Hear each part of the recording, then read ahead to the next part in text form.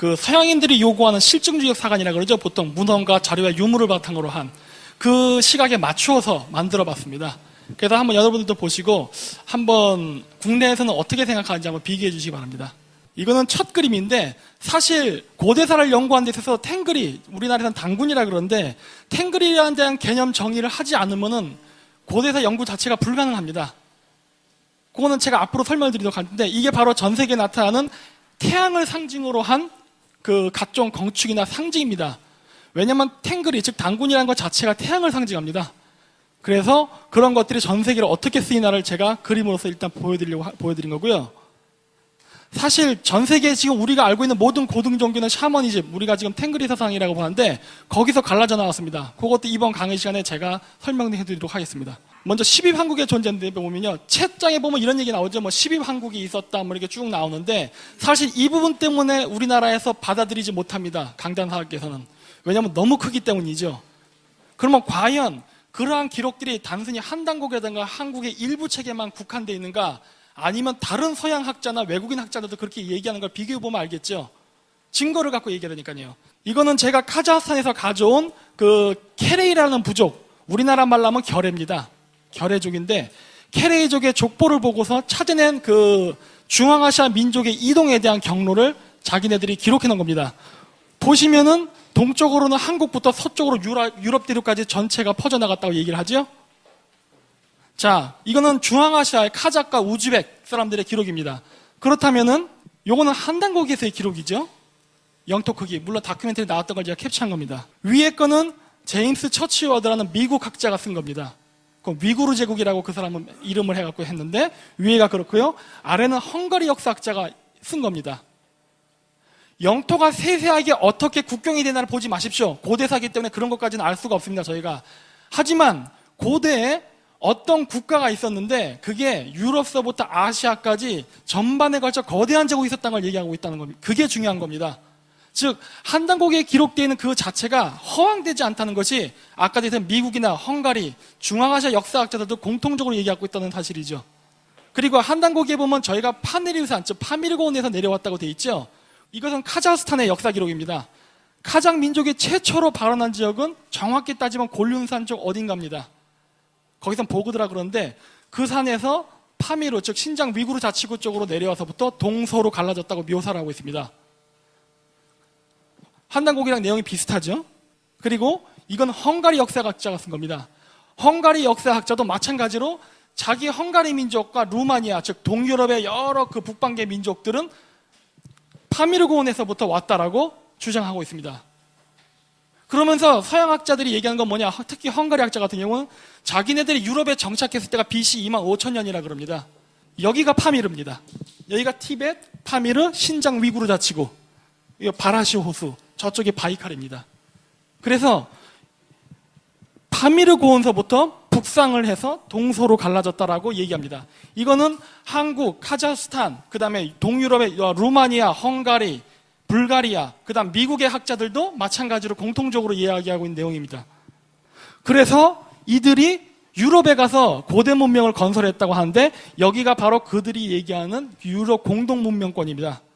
거의 유럽 전체죠. 이 문명을 만든 사람들이 바로 파미르에서 왔다고 합니다. 이 강의의 제목은 사실 동아시아지만 단군을 이야기하게 되면요, 동아시아라고 찝뜯을 수가 없게 됩니다. 왜냐하면 유목민족의 습성상 동서로 움직였기 때문에 사실 유라시아 대륙 전체라고 봐야 됩니다. 자, 이거는 카자흐스탄에서 내려오는 탱글이 신화입니다. 천지창조 신화인데 구약성경과 똑같습니다. 태초에는 혼돈만 있었고 물밖에 없었다 나가면서 쭉 기술이 됐는데 여기서도 자기 탱글이의 위치가 티벳에 있었다는 것을 여기서 나타내죠. 하늘과 땅을 만든 탱글이는 뭐 이렇게 쭉 살았다고 하는데 수메르산 비탈면에서 우유호수가 있는 천산의 정상에 살았다고 했습니다. 천산은 바로 티벳에 있죠. 이 천산은 중국식 표기고요. 사실 천산이라고 써있지만 중앙아시아 사람들은 탱그리타오라고 부릅니다. 즉 우리나라 말로 다시 번역하면 단군산이죠. 그래서 신화에서도 마찬가지고 각종 서양 학자들의 모든 기록도 전부 천산산맥이나 그 티벳 그쪽 일대가 자기 인류 문명의 시원이라고 공통적으로 얘기하는 걸 알 수 있습니다. 그리고 여기 재밌는 묶음이 기록인데요. 탱그리는 금성을 타고 하늘을 돌며 천마를 금성과 불꽃으로 묶어 놓았다. 이게 무슨 말일까? 저도 한참 고심했는데 이번 몽골에 가서 답을 찾았습니다. 이게 뭐냐면요. 금성에다가 불꽃을 붙였답니다. 이게 바로 몽골의 상징입니다. 왜냐면 우리 민족이 오기 이전에 살았던 지역이 몽골이었기 때문에, 그런데 그건 나중에 설명드리고요. 이 신화를 그림으로 표현하면 이렇게 되는 겁니다. 탱그리가 말을 탔는데 금성을 불꽃으로 묶어 놓았다. 그렇죠? 고대인들은 문자를 쓰지 않았습니다. 왜냐하면은 어떤 고대 지식을 전승하는 데 있어서 하나하나 설명하는 것 자체를 타부시했습니다. 왜냐하면 능력이 안 되는 사람은 지식 전수에서 제외를 시켰기 때문인데요. 그래서 각종 심볼과 상징으로서 표현을 하고 알아보는 자만 선택해서 고대 지식을 물려줬습니다. 여기서도 보면 이 모습 자체가 바로 탱글이죠. 천마를 타고 하늘과 땅을 막대기로 나눴는데 금성에다 불을 달았다. 몽골에는 아까 보여드렸던 카자흐스탄 신화가 없습니다. 하지만 몽골인의 복장을 보면 이미 그 신화가 나타나 있죠. 오른쪽도 마찬가지입니다. 이건 몽골 게르인데, 게르를 보면 이 밑에 이 천장인데 이건 태양을 상징하고, 몽골 사람은 도노, 중앙아시아는 샹그락이라 그러는데 이 양쪽에 기둥을 박아놔라 그럽니다. 이 건물 자체가 우리 그 신화에 나오는 여호와의 홍수 신화를 상징적으로 보여주고 있습니다. 그 여호와의 신화 보면 이런 얘기 나오죠. 비가 와서 하늘의 기둥이 무너져서 비가 쏟아졌는데 여호와가 오색돌로 하늘을 막고 큰 거북이의 다리를 잘라서 4개의 기둥으로 막았다라는 게 신화죠. 이 신화가 투르크 신화와 몽골에는 없습니다. 하지만 그것을 유추해서 찾을 수 있는 방법이 여기 있는데요. 여기도 보듯이 투르크 신화에서는 하늘과 땅을 쇠 지팡이로 갈랐다 했습니다. 즉 하늘과 땅의 경계를 지팡이로 갈랐다는 이야기가 나오죠. 마치 여호와의 홍수 신화에서 나온 것처럼 기둥으로 막았다는 것처럼 공통적으로 끈을 갖고 가죠. 그런데 이 몽골에서는요, 이게 지금 일반 서민이라고 하는데 여기 보면 동물 문양을 집어넣습니다. 그래서 바가나가 기둥은 2개지만 실질적으로는 태양을 4마리의 동물이 받치는 형상을 했습니다. 하늘과 땅을 무너지지 않게 4마리의 동성이 받치는 형상이에요. 지금 이거는 생략화된 단순화된 건데 제가 사진을 찍었는데 그걸 친구가 보내주지 않아서 못 집어넣습니다. 그래서 돼 있고, 하늘의 구멍을 오색돌로 막았다 했잖아요. 여기 각종 민속 행사가 있으면 여기다가 오색 천을 담습니다. 천을 달아가지고 하늘을 이렇게 막으면서 이렇게 내려요. 일종의 무지개를 상징하는 건데 마찬가지입니다. 몽골에는 여호와라는 인물은 없지만 여호와의 신화를 그대로 대변하는 풍습이나 유물들은 남아 있습니다. 따라서 투르크, 몽골, 한국이 같은 여호와 신화와 그 다음에 천지창조 신화를 갖고 있다는 것을 여러 세 국가의 문화 풍습을 보면 알 수가 있죠. 유추해서. 요거는 12황국에 나오는 국가 이름입니다. 그러면 정말 그런 국가가 존재했느냐? 존재했으면 흔적이 남아야겠죠. 그게 어디에 있냐면요, 중앙아시아에 있는 부족명에 다 있습니다. 비리국이요? 비리국은 부리야트입니다. 부리야트라고 하는데 사람들이 부리야트면 야트가 뭐야 그라고 할 거예요. 야트는 들입니다. 들. 한국말에서는 들이라고 하죠. 복수를 나타낼 때 나라 들, 사람 들. 그 들을 일본 말로는 다치라고 하고, 그리고 카장 말로는 다르라고 합니다. 그리고 그게 몽골 말로는, 현재 몽골 말로는 트이지만 그 이전 몽골에서는 으트 또는 야트로 쓰였습니다. 그건 양성 모음이냐 음성 모음에 따라서 모음조에 따라 바뀌었습니다. 그래서 부리야트는 원래 부리족입니다. 그 부여의 다른 신라 표기 보면 불위라든가 여러 가지 표기들 나오죠. 그게 바로 이 불입니다. 그 양운국은 도대체 뭐였냐? 유연족이 있지 않습니까? 양운국과 유연입니다. 한자를 발음으로 읽었다는 것을 염두에 두시고 보시면 금방 찾을 수 있습니다.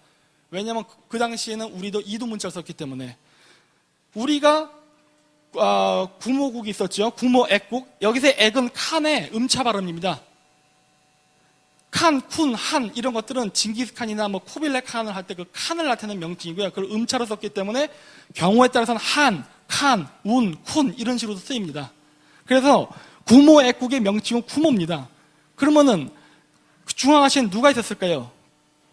희막족이 있었습니다.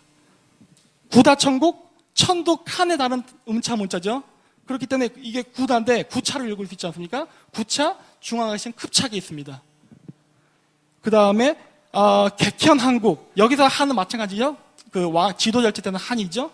어가는 객현인데 객현은 어디 있을까요? 바이칼호스 밑에 객훈이라는 나라가 있었습니다. 지금은 키르키즈로 불립니다.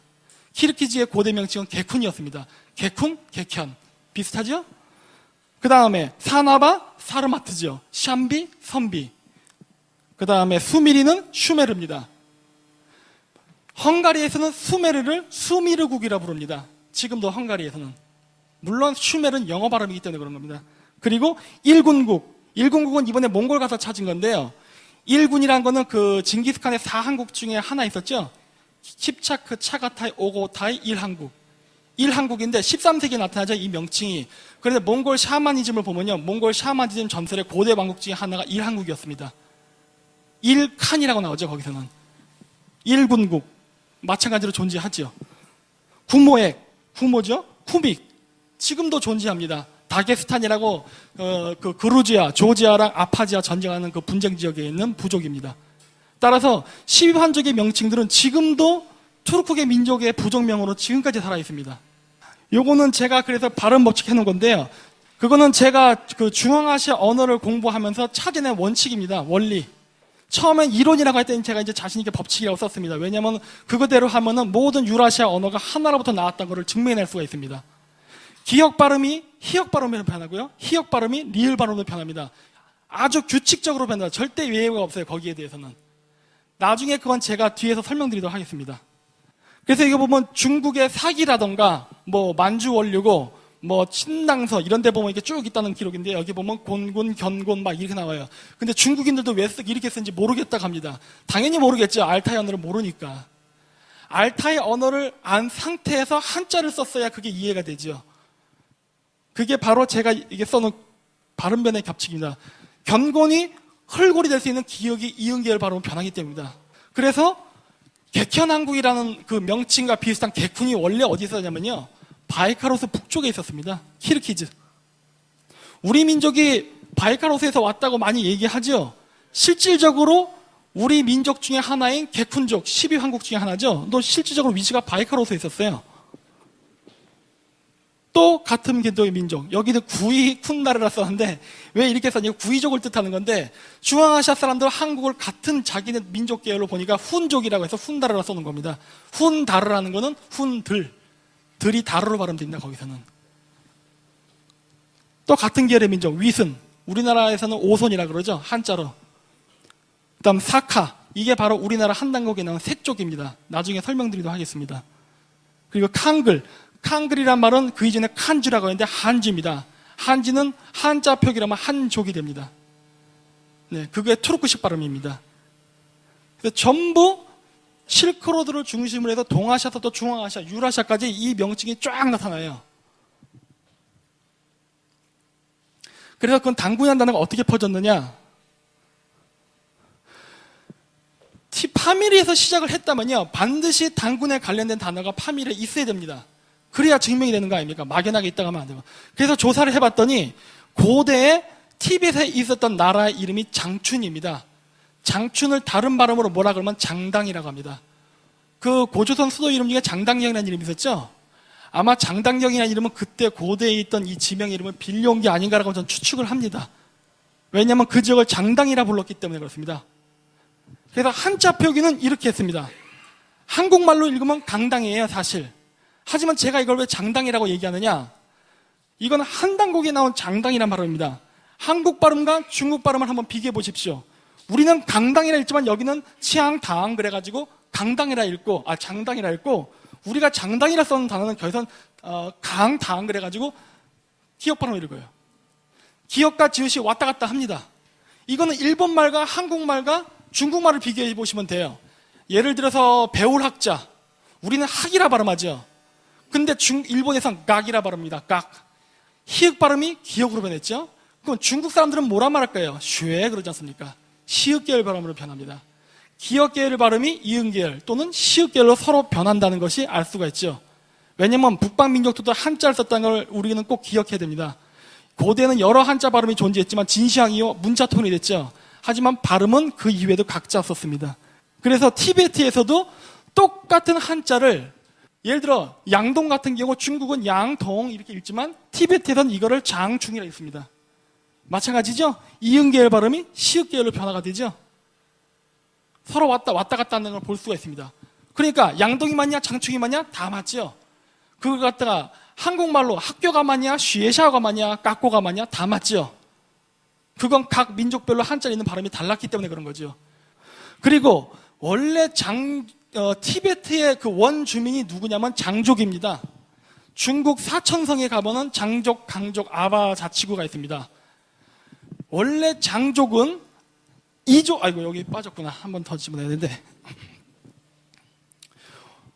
이족이라 불렸습니다. 우리가 동이족이죠.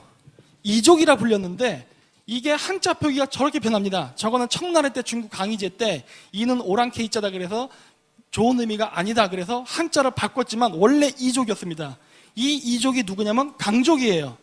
근데 강족과 장족은 다른 민족이냐? 같은 민족입니다. 근데 왜 장족과 강족은 한자를 달리 표기했을까요? 아까 얘기했듯이 한자 발음을 보십시오. 기역과 지읒은 왔다 갔다 합니다. 사실은 같은 민족인데 먼저 인식하고 나중에 인식하고 차이에 따라서 한자 표기가 바뀐 것 뿐이에요. 기본적으로 같은 민족입니다. 그래서 지읒 발음 결이 되죠. 근데 중국 문헌을 보면요. 장족의 원래 명칭이 뭐였냐고 하면 동족이라 그럽니다. 여기 써 있죠. 똥주 그렇게 하는데 동족이라고 했어요. 아니 그러면 왜 갑자기 장족이 동족이 됩니까? 그거는 그 발음표 2페이지에 보면 나오지만 구개음합니다. 시옷 계열 발음이 디귿 계열 발음으로 변하는 게 현상입니다. 그러니까 되죠. 동족이 바로 누구냐면 징기스칸한테 박살이 나서 멸망됐던 탕구트. 우리나라에서 서하로 알려진 서하의 민족인데 탕구트도 구트는 바로 복수형 들입니다. 들. 당들. 그러니까 당 사람들이란 소리예요. 당족인데 같은 민족이에요. 그러면 당족과 동족이 같다는 걸 알 수 있죠. 이미 음운법칙상. 그게 바로 장족이고 강족이고 이들이 바로 한족이죠. 우리 한국 사람의 한. 그래서 이족인 겁니다. 비교 의문학적으로 설명이 되죠. 같은 민족이라는 게. 그리고 실질적으로 이 장족의 언어는 한국말과 같은 알타역입니다.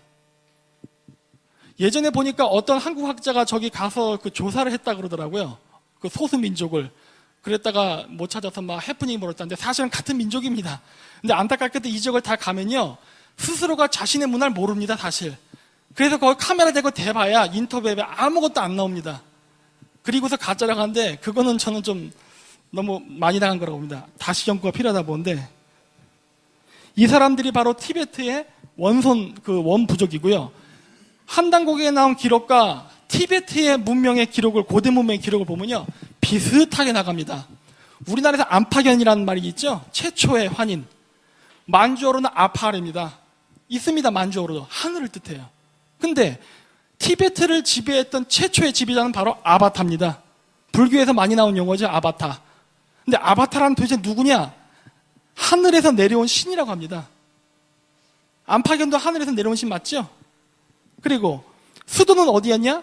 샴발라라 그럽니다. 장당에 있던 샴발라라 그러는데 우리나라는 아사드렸다 장당경, 즉 장당이라는 이름이 공통적으로 나타나는 걸 볼 수 있죠. 티벳이랑 우리 역사책이랑.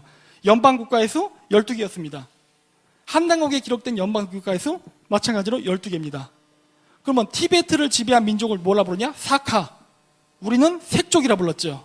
색이죠. 거기선 사카라 불렀고. 곱은 적성목각국 또는 석조로 신전을 만들었습니다. 이번에 홍산 문명에서도 돌로 만든 신전 많이 나왔죠? 그리고 우리도 적성목각본이죠? 똑같지요. 제 첫 장에 나오는 그 고대 황국의 문명에 대한 기록이 티베트에 동일하게 나타납니다. 그리고 서양 학자들도 그쪽에서 문명이 왔다고 얘기를 하고 있죠. 그래서 이거는 바로 복수형을 만드는 형태입니다. 중앙아시아에는 케레이트, 브리아트, 이누이트, 탕구트, 메르키트 이렇게 붙는데 이트, 야트, 구트, 키트라는 것은 바로 들을 뜻하는 약자입니다. 여기서 구트나 키트는 고대 몽골어, 고대 티베터로 그라는 발음이 있었습니다. 이것이 현대로 오면서 이응화가 이루어지면서 의가 됐다가 현대 몽골에서 완전히 이 발음이 사라지고 트라고만 합니다. 그래서 이렇게 되죠. 그래서 여기서만 봐도 한국어, 일본어, 카자흐, 몽골어, 티베터, 고티베트가 전부 같다는 걸 알 수 있죠. 하나의 언어에서 갈라져 나왔다는 것을 발음상으로 알 수가 있습니다. 이것이 바로 그리고 당군이라 불리는 명칭의 여러 표기입니다. 당군을 우리가 보통 당군이라고만 단어가 인정하시는데요. 당군이라는 발음은요, 수만 년에 걸쳐서 내려왔기 때문에 단어가 조금씩 변했습니다. 그래서 어떻게 변했냐?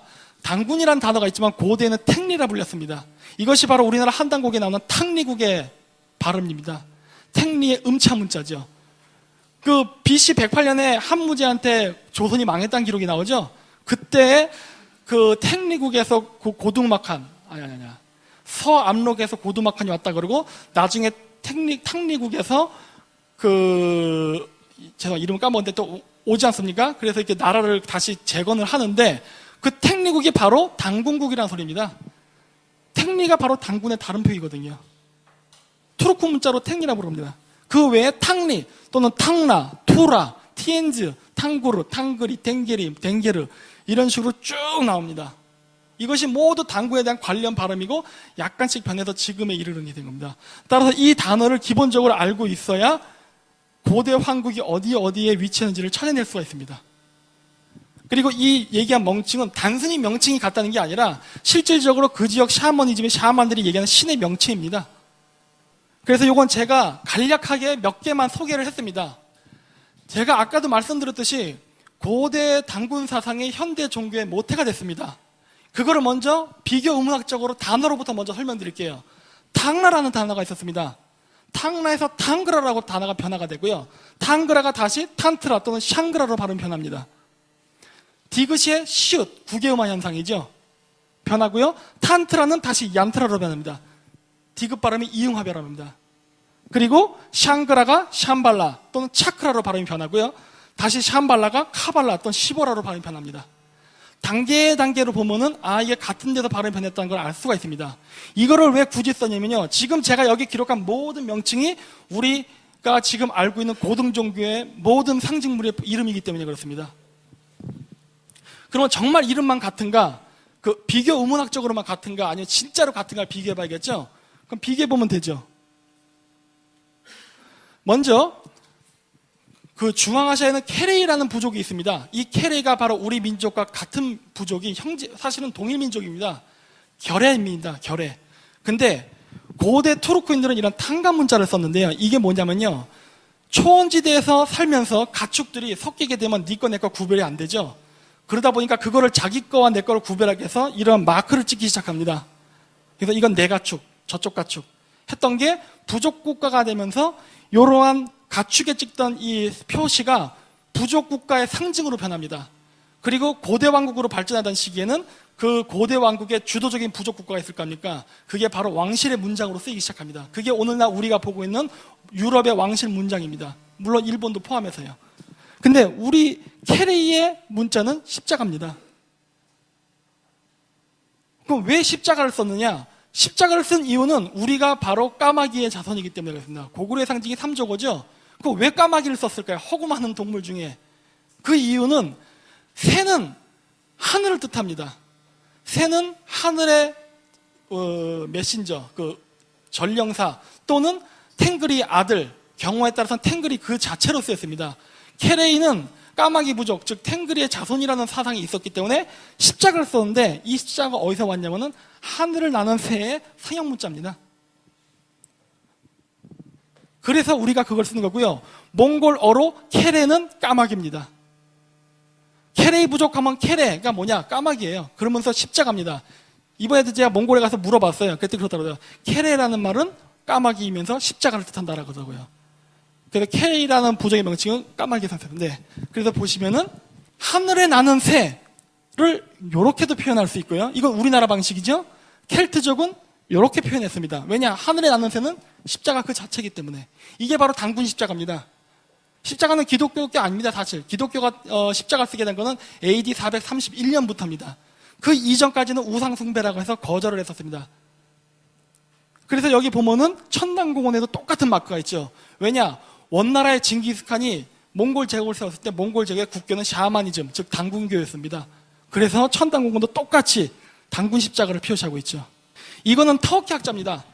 그러면 이거 그냥 저 혼자만의 생각이냐? 아까 얘기했던 건 몽골 학자의 생각이고요. 요거는 제가 투르크에서 직접 확인한 겁니다. 터키에서는 뭐라고 얘기하느냐? BC 2만 년 전부터 이미 이 당군 십자가라는 게 존재를 했는데, 물론 터키 아나톨리아를 기준으로 얘기한 겁니다. 이 사람들은 이걸 뭐라 그러냐? 오즈 오크 오그 우슈라 그래가지고 탱그리가 지상으로 내려오는 거로 설명을 합니다. 보통 우리가 천지야 또는 뭐 국부, 국무라 그러죠.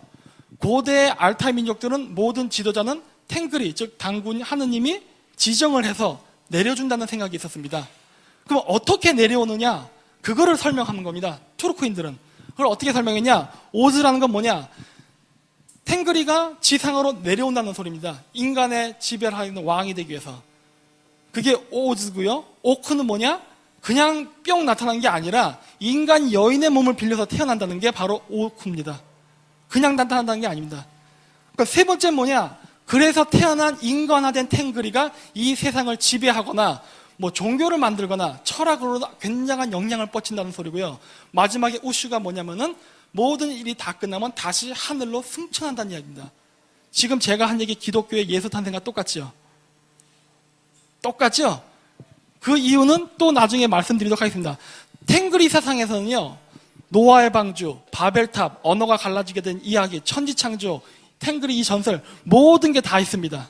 이거는 바로 그래서 이 탱그리 십자가, 우리가 알고 있는 기독교에 쓰는 십자가 어떻게 유럽으로 들어갔나를 쓴 학자인데요. 이 사람은 러시아 사람입니다. 러시아 사람이자 카자긴인데 러시아에 사는 역사학자인데요. 이 사람이 그래서 무엇을 찾았냐? 원래 십자가는 당군교의 상징이었다. 하지만 성조지, 여기 카톨릭 계신 분은 아마 아실 겁니다. 성조지라는 분이 있었는데 그 사람이 중근동, 지금의 이스라엘 지방이죠. 그 지역을 정복하는 과정에서 십자가를 도입했다고 합니다. 왜 도입했느냐? 그 당시 이 지역엔 아까 제가 구다 천국이라고 했던 급착족이 원래 그 지역에 살고 있었는데 이 사람들을 정복하고서 기독교로 개종을 하려니까 국민들이 저항이 있어서 어떻게 했느냐?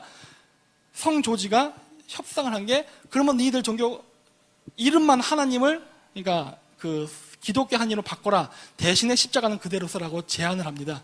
그게 성조지가 해서 그때 만들어진 게 바로 성조지교회입니다. 이때부터 그 성상숭배 논란이 유럽에서 일어나죠. 그래서 이 당시에는 로마 바티칸에서 그걸 거절합니다. 있을 수 없는 일이다. 그래서 나중에 성조지는 그 로마 교황에 의해서 죽습니다.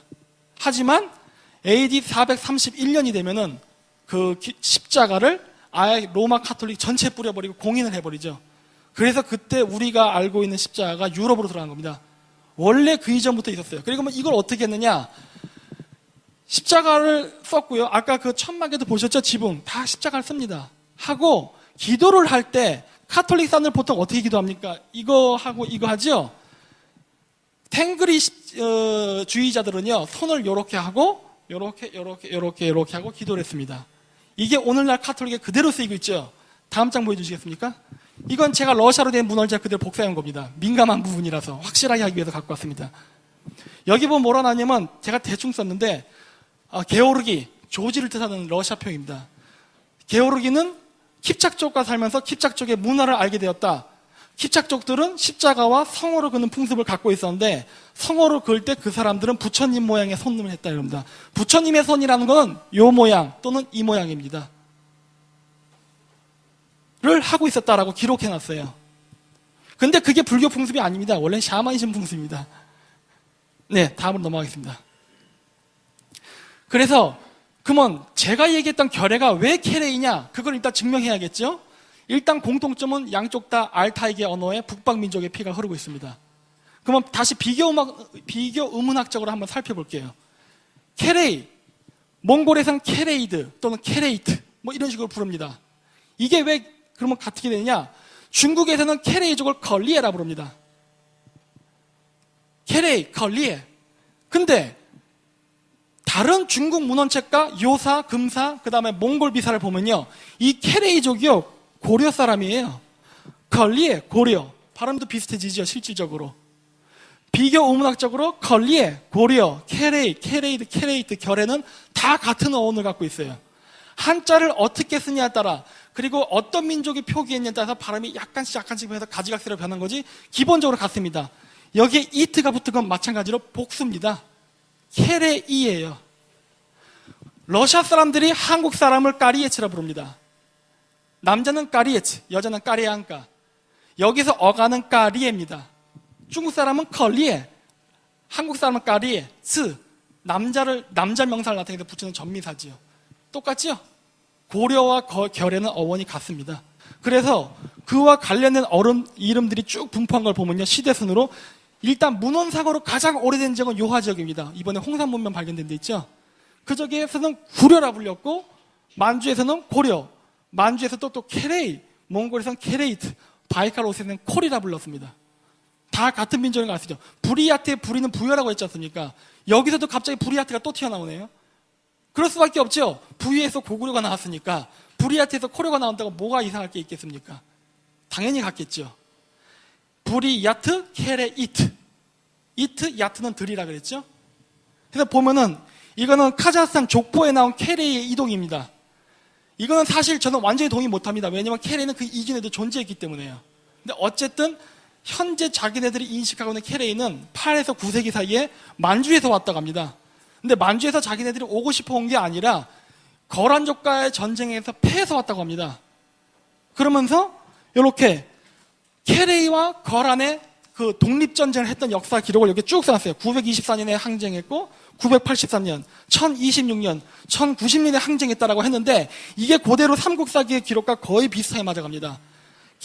케레이가 924년에 만주에서 요나라의 상대를 해서 독립운동을 했을 때 924년에 발해가 멸망했습니다. 924년에 거란족이 쳐들어서 925년에 발해가 멸망한 날이에요. 그리고 케레이가 983년에 다시 만주에서 요나라를 상대로 독립운동했을 때 986년에 후발해와 정한국은 멸망했습니다. 그리고 1026년에 다시 케레이가 독립운동을 했는데 1030년에 마지막 발해 운동이었던 흑묘국이 멸망해요. 거의 1, 2년 차에 오차를 두고 똑같이 나갑니다. 그러면 만주에 거란을 상대로 독립운동을 거의 1, 2년 차로 했던 그 케레이라는 사람은 도대체 누굽니까? 고려죠. 아까 비교 의문학적으로 설명했는데 역사 기록으로도 설명이 되죠. 같은 민족이라는 걸 알 수가 있습니다. 저 다음 장이요. 그래서 13세기에 마지막으로 1030년에 그 저항을 했던 케레이가 요나라를 못 이기고 결국 망하는데 그때 몽골 초원으로 이동했다고 합니다. 이 이동한 케레이가 나중에 징기스칸으로 만들어준 바로 옹칸, 케레이 부족의 시원입니다. 이 케레이가 다시 중앙아시아로 와서 현재 중앙아시아의 케레이라고 살고 있습니다. 살고 징기스칸의 유럽 정복 때 같이 유럽으로 들어갑니다. 동유럽으로. 거기까지가 카자흐스탄의 기록인데 이미 그 얘기를 하기 이전에 AD 652에서 1060년 사이에 카자흐스탄에는 카자리아라는 나라가 있었습니다. 카자르라고 하는데 오늘날 카자흐의 이름의 어원입니다. 근데 이 카자리아를 세운 사람이 누구냐? 케레이입니다. 케레이 왕실이에요. 어쨌든 카자흐인이 인식한 것보다 더 오래전에 이미 카자흐스탄에 케레이가 있었다는 게 증명이 되죠. 근데 다음 장이요. 이 사람들이 중요한 이유가 뭐냐면요.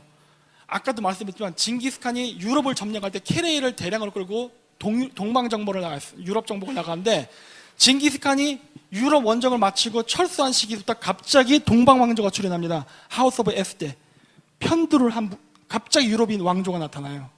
그림을 잘못 그린 게 아니라요. 진짜로 편두를 했습니다. 편두를 한 사람은 도대체 누굽니까? 전통적으로 북방 민족이었습니다. 스키타이거나 훈족 계통이었죠. 물론 신라 가야도 포함이 됐고 우리 민족과 같은 혈통 계열이죠. 근데 케레이가 유럽으로 들고 나가서부터 바로 그 시점부터 편도 왕족이 나타나기 시작해요. 유럽에서. 이름도 동방왕조입니다. 굉장히 의미가 있죠. 다음 장으로요. 이 사람들이 누구냐면 바로 세케이훈이라 그럽니다.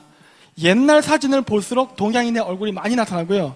현대 사진으로 갈수록 점점 유럽화되는 얼굴을 볼 수 있죠. 즉 이 사람들은 원래 동양인이었습니다. 이 사람들이 중요한 이유가 뭐냐면요. 이 동방왕조가요, 유럽에 들어와서 여러분들이 많이 역사에서 볼 수 있는 바바리아 왕조, 섹슨, 하노버, 합스부르크 왕조를 만듭니다. 특히 합스부르크 왕조는 유럽 400년을 거의 전체를 지배하다시피 한 왕족이에요. 근데 이 사람의 조상이 누구냐? 세케이 훈족, 동방왕 사람입니다. 다음 장으로요. 그러면 정말 그러냐? 영국 엘리자베스 왕이 있죠? 원래 영국의 왕은 하노버 왕조에서 왔습니다. 독일 사람이에요, 원래. 근데 헝가리는 당연히 우리가 알죠. 알타이게 민족인 거를.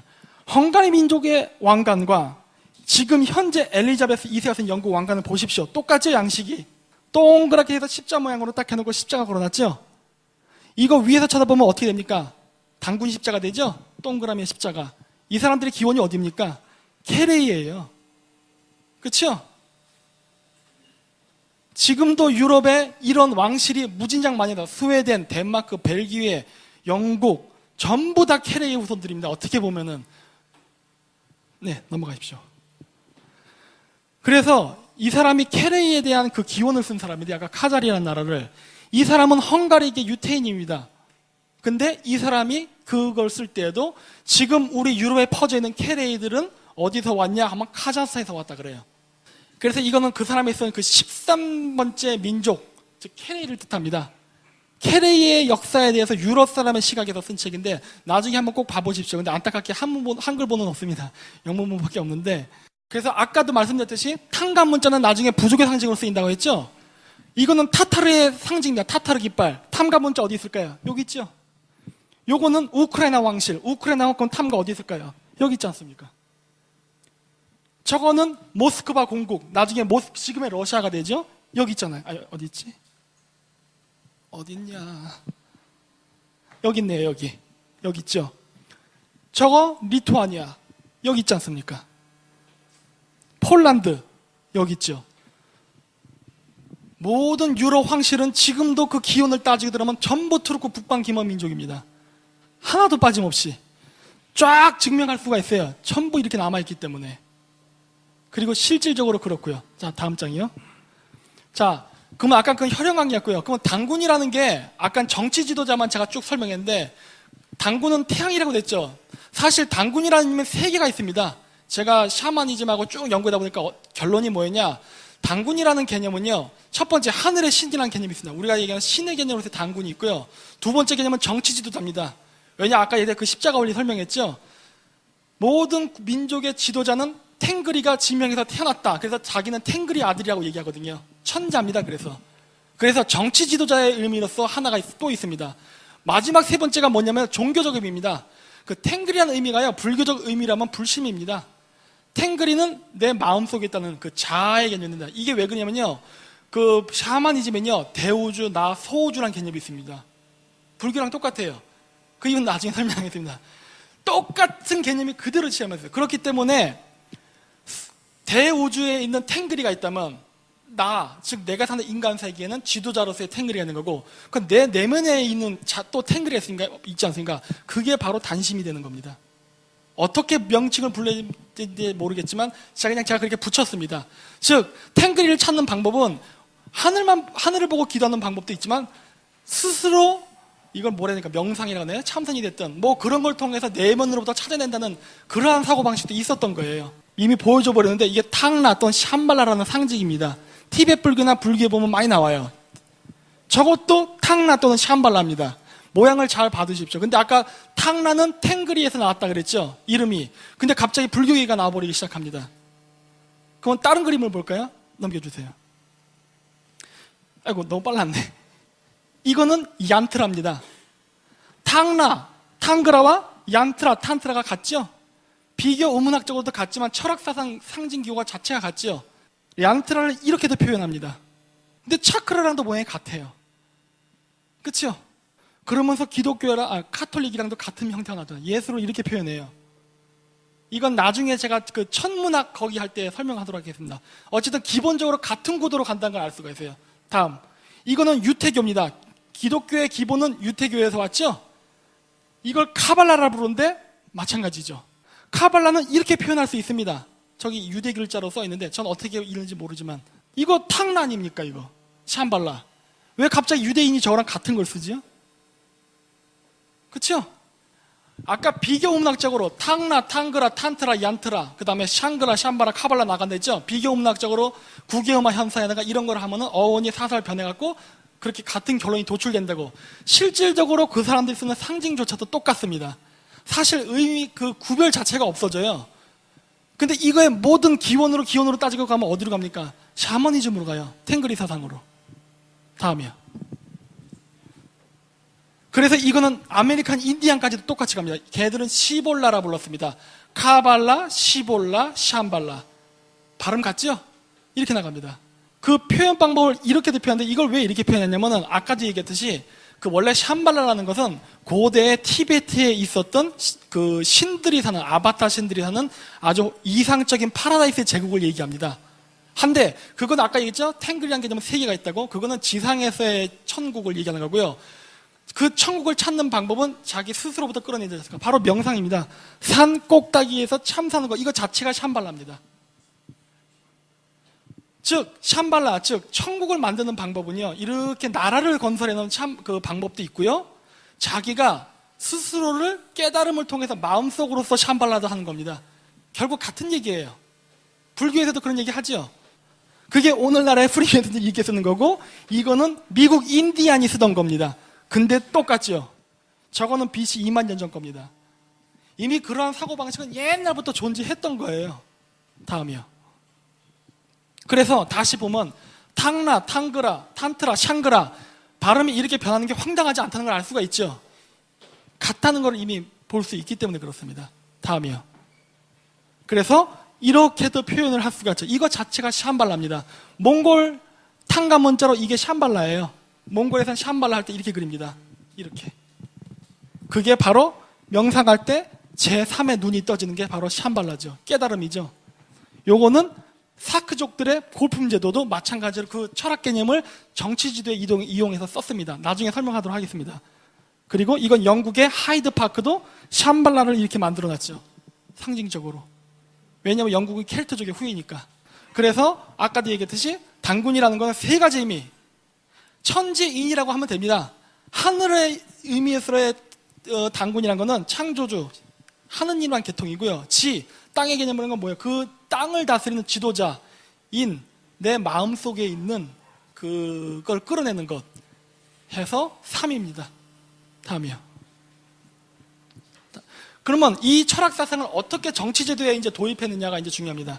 요거는 카자흐에서 발견된 그 페트로그라프, 그 뭐라고 해야 되나? 암각화라고 해야 되나요? 근데 우마이라 그럽니다. 이 우마이는 북한 말로 하면 아마이죠. 엄마. 우마이가 뭐냐면 어머니 신 또는 어머니를 뜻합니다. 고구려 왕족과 똑같죠? 세 개 뿔에 이게 코트같이 입었죠? 고구려 왕실과 비슷한 옷들이 중앙아시아에서 많이 나타납니다. 이거는 한단고기 나는 다시 기록입니다. 보면은 뭐라느냐? 한단고기의 고대 우리 민족을 색족이라 불렀는데 뭐 황부인, 백부인, 적부인, 남부인 이런 게 있었다고 합니다. 아마 한단고기 다 읽어보셨으니까 아실 겁니다. 다음으로 넘어갈게요. 이거는 바로 카자흐스탄에 있는 사크족의 정의입니다. 한단고기 기록과 똑같은 내용이 중앙아시아에서 나타납니다. 바로 걔네들은 사크라고 부르는데요. 사크는 어땠느냐? 사크는 계급제도가 있었는데 황제는 당연히 황금 옷을 입고요.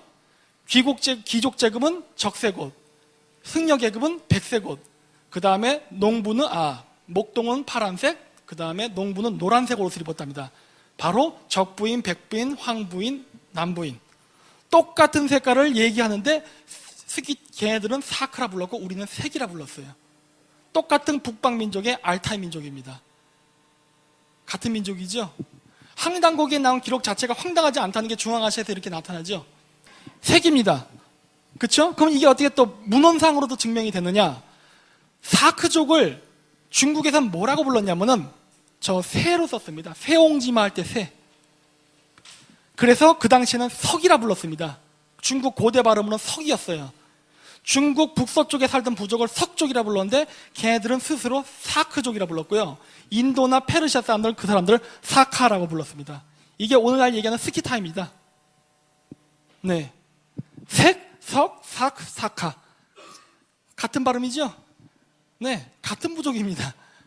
한단거기는 색족이 환상의 가상으로 써낸 부족이 아니라 실존했다는 걸 알 수가 있어요. 그래서 이렇게 짱구머리를 했죠. 부처도 보면은 편두를 했죠. 불상 보면은 이렇게 머리가 되어 있습니다. 그거 왜 그렇습니까? 샤머니즘 전통에서는요, 왕은 탱그리의 아들입니다. 그럼 탱그리의 아들을 어떻게 증명할 거냐? 여러 가지 형태를 썼는데요. 일단 보이는 면으로 했을 때 황금관을 씁니다. 왜냐? 황금이 즉 태양을 상징하기 때문에. 그리고 새 깃털을 꼽는다든가. 왜냐? 새는 하늘의 전령 또는 태양의 아들 그 자체로 쓰였기 때문에. 이런 식으로 쓰였어요. 그래가지고 그리고 또 한 가지 뭐가 있으냐? 머리를 납작하게 편두로 만들어서 곱슬머리를 해서 불처럼 했습니다. 아까 처음으로 돌아갈 수 있으니까 거꾸로.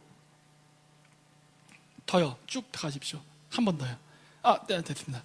여기 보면은 적부인은 피부가 녹슨 구리색, 그리고 코는 낮아 뭉툭하며 이마는 넓고 뒤로 기울었다. 편두죠?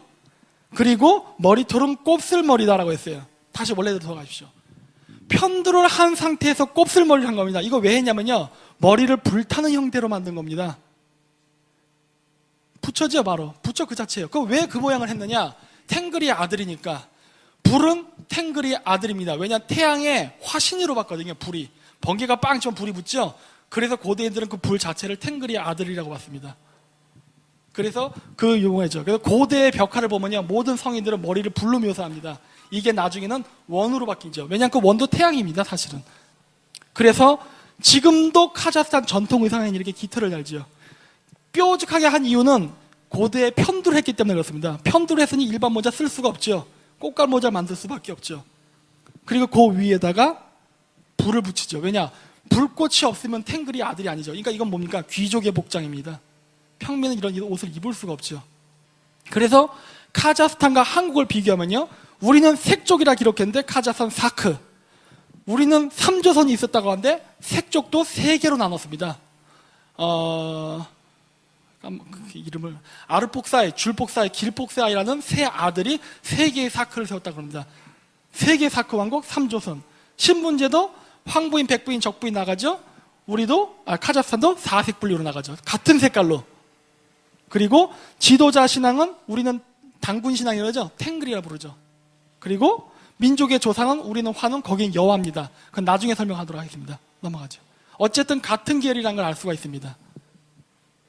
그리고 지금도 현재 카자흐스탄은 우리는 당군이라 부르는 걸 지금 탱글이라 부르고, 카자흐스탄은 주스라는 시스템이 지금도 있습니다.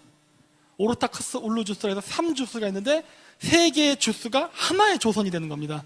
우리도 마한지난 변환이 조선이 되죠. 똑같은 3조선 시스템을 가죠. 수도명은 우리는 아사달인데 카자흐스탄은 아스타나입니다. 지금도. 그대로 조선의 고조선의 풍습이 지금 21세기 카자흐스탄에 지금도 남아 있습니다. 우리도 보면 이 주스 시스템을 잘 보면요, 우리의 족보제도와 똑같은데요, 동성 동본 결혼 못하죠. 마찬가지입니다. 같은 주스의 같은 루면은 결혼 못합니다. 북의 7촌까지는. 우리나라랑 동일한 풍습을 갖고 갑니다. 여기 보면은 카자흐 부족에도 여기도 케레이가 또 나옵니다. 카자흐스탄에 색족이 있었으니 케레이가 나오는 건 당연한 거죠. 우리도 케레이 아닙니까? 결에. 여기도 보면 이렇게 족보에 보면은 케레이가 항상 나와요. 같은 민족이라고. 그래서 우리는 삼수 분화 원칙에 의해서 모든 국가를 3으로 나눕니다. 그래서 1, 3, 9, 27, 81로 나눠져요. 어떤 왕도 그 권력을 독점할 수 없습니다. 반드시 3으로 나눠야 돼요. 3국가가 나뉘면 그러면 거기서 끝이냐? 아니에요. 그 각각의 나라도 다시 또 3으로 나눠야 됩니다. 80일까지 나눠요. 근데 천부경도 숫자가 80일이죠. 굉장한 우연치고는 놀랍지 않습니까? 이 80일이라는 숫자는 여기뿐만 아니라 몽골 샤머니즘에 나타납니다. 몽골에서도 그 샤머니즘에만 이 세상은 천당, 인간계, 지옥으로 나뉘는데 그걸로 끝이 아니라 또 하늘 자체도 3으로 나뉜다 그래요. 그래서 3개의 하늘로 나뉘어서 결국 9개의 하늘이 되는데, 몽골 샤먼들이 제사를 지낼 때는요, 9개의 하늘에 9개의 음식을 9번 바칩니다. 그래서 81번을 바치게 돼 있어요. 네. 그리고 천당공원에는 돌 개수도 81개죠. 아직 그 이유까지는 저도 밝혀내지 못했지만 81이라는 숫자를 중요시 여긴다는 걸 알아냈습니다. 나머지는 좀 찾아봐 주십시오. 연구가 되시면 좀. 네. 그리고 우리나라에서 한반도 사만이냐 만주 사만이 넣고 감론을박하는데 사실 의미가 없습니다. 왜냐하면 그거는 북방민족 관점에서 둘 다 맞거든요. 이게 왜 그러냐면요, 북방민족에는 쿠릴타이라는 제도가 있습니다. 쿠릴타이 제도가 뭐냐, 원탁회의를 해가지고 초원에서 이렇게 부족들끼리 회의하는 건데, 쿠릴타이 회의를 하는 목적은 초원에서 어느 한 지역에 살기 좋다가 부족이 왕창 몰리면 어떻게 됩니까? 생태계가 파괴되겠죠. 물은 부족해지고. 그러면 어떻게 될까요? 부족을 골고루 퍼뜨려서 여러 군데에 분포하게 해야 모두 살아남을 수 있죠. 그게 바로 쿠릴타이 회의의 목적이었습니다. 그래서 예를 들어서 고구려 사람이 여기 살았으면은 다음번엔 여기, 다음번엔 여기 이동하는 거예요. 그거를 이동하게끔 해주는 게 쿠릴타이 제도입니다. 그래서 이거는 예를 들어서 어느 강력한 부족이 나 여기 좋으니까 여기 그냥 끝까지 살래 하면 안 되는 거예요. 쿠릴타이 회의는 약한 부족이라도 순서에 따라서 살기 좋은 지역에 갈 수 있는 권리가 있습니다. 그거를 조정해주는 게 바로 쿠릴타이의 의장 국가예요. 고구려가 동북방을 제패를 한 이후에 상당히 오랫동안 쿠릴타이의 의장국을 했죠. 그랬으면 당연히 고구려도 여기 가야죠. 의장국이 모범을 보여야죠. 그러다 보니까 고구려의 유적이 각지에서 발견되죠. 현재 몽골 동부지방에 가면요, 구린이라는 지역이 있습니다. 구린이 뭐냐면요, 우리나라 고대 유적이에요. 구린은 고려에서 온 다른 발음이죠. 왜냐? 몽골 사람들은 고대 한국인을 구린이라 불렀습니다. 근데 요하에서는 구려라고 했죠. 같은 명칭을 알 수가 있죠. 그러니까 삼수 분리 원리에서 이렇게 계속 쪼개지면서 나가는데 한 번도에도 있을 수 있고 당연히 만주에도 있을 수 있죠. 그 규칙에 따라서 움직이게 만드니까. 다만 안 변하는 건 뭐냐? 종교적 수도는 변하지 않았습니다. 왕과 백성은 움직입니다. 하지만 그 소도, 단군 탱그리 사상이죠. 탱그리 사상을 지키는 그 승려 계급들은 이동을 하지 않고 그 지역에서 그 사원을 지키면서 그 자리에 머뭅니다. 그게 바로 케레입니다. 그래서 우리는 승려 계급이었기 때문에 백색 옷을 입는 겁니다. 우리 백이민족이라 그러죠. 왜냐? 우리는 승려 계급이었기 때문에 그래요. 우리는 역사 해석할 때 지금 농경민족적 관점을 하다 보니까 여기서부터 이렇게 우리 땅이라고 합니다. 근데 고대에는 그런 개념이 없었어요. 쿠릴타이 회의에 의해서 부족이 합의를 하면은 이동을 해야 됩니다. 단 그 이동을 하는 거 쿠릴타이 하는 걸 뭐라 그러냐? 조선혁명이라고 부르는 겁니다. 우리가 조선이라는 국가명 있죠? 그건 사실 국가명이 아닙니다. 그건 쿠릴타이 하는 연맹의 명칭이라고 보면 돼요. 쉽게 얘기해서 미국으로 치면 유나이티드 스테이트입니다. 합중국. 거기에 가입한 국가들은 쿠릴타이의 규칙에 의해서 초원을 이동해야만 돼요. 그게 조선이에요. 그게 오늘날 카자에서는 주스라 불리고 몽골에서는 주잔이라 불렸고 여진족에서는 주천, 그리고 동유럽에서는 유연이라 불렀던 겁니다. 주천, 주잔, 조선, 주신, 숙신, 유연 모두 같은 발음으로 나가죠. 네, 다음이요. 그러면 조선이라는 명칭만 남아있냐? 고구려 명칭도 몽골에 남아있습니다. 이번에 제가 몽골 가서 몽골의 명칭의 어원을 물어봤더니 아무도 설명을 못하더라고요. 그래서 제가 조사한 자료를 갖고서 보여줬습니다. 그 신당서에 보면은 고구려를 목골려라고 합니다. 목구리 라고 하는데 범어잔명에 보면요, 몽골 서쪽과 티베트 사람들은 고구려를 모쿠리라 불렀다 그래요. 근데 몽골에 여기 주잔이라는 국가 있죠? 저 주잔을 세운 사람의 성도 목굴리입니다. 그리고 지금 몽골은 몽골이라 불러요. 근데 카자흐스탄 역사 교과서를 보면요, 그 고대 시대 때 카자흐스탄 사람들은 몽골 사람들을 모쿠리라 불렀어요. 그러면 어떻게 되는 거야? 고구려를 모쿠리라 불렀다는데 몽골 사람도 모쿠리가 되는 거예요. 고구려의 위치가 우리가 아는 이 영역보다도 더 넓었다는 걸 알 수 있죠. 몽골까지 영향을 끼쳤다는 걸 알 수 있죠. 그리고 아까도 얘기했듯이 몽골 동부 땅에 구린이라는 한국 유적이 있다고 했지 않습니까? 거기도 고구려의 영향이 있었던 거예요. 그러다 보니까 어떻게 됩니까? 우리 민족의 계통을 이렇게 얘기할 수 있죠. 고조선, 부여, 고구려 이렇게 나가죠. 그걸 제가 몽골식으로 바꿔볼까요? 탱리국, 부리국, 모쿠리 되지요. 몽골의 기원과 한국의 기원이 같다는 걸 알 수가 있습니다. 어떻게 보면 지금 얘기하는 우리 몽골이라는 국가명은요, 고구려에서 나왔을 수가 있어요. 그래서 그 목골려라는 고구려라는 성을 썼던 사람이 있었던 국가가 유연, 우리나라는 유연이라는 나라인데 이것도 한국식 발음, 중국식 발음, 카자흐식 발음을 보면 어떻게 변한지 알 수 있다. 우리가 연연이라고 하는데 중국에서 루루, 카자흐에서는 주안주안, 유연, 로란, 조잔, 여여, 유유, 주주, 예예, 루이루이, 조조 이렇게 나갑니다. 그래서 카자흐 사람들이 얘기하는 주주라는 거는 바로 여기서 나간 발음이죠. 그러니까 지금도 3주스로 나뉘고 같은 제도로 나가죠. 이게 주잔이라는 발음의 여러 다른 한자 표기입니다. 여기서 공통적인 발음 규칙이 있죠. 이응이, 리을이, 시옷으로 변하죠. 그 발음 규칙에 보면 그거 나올 겁니다. 조선이 로란으로 변한다고 해서 틀린 발음이 아닙니다. 왜냐? 지읒이 이응으로 변하거든요. 조선이 유연으로 변한다고 해서 희한할 거 하나도 없어요. 왜냐? 지읒에 이응하거든요. 다 조선입니다.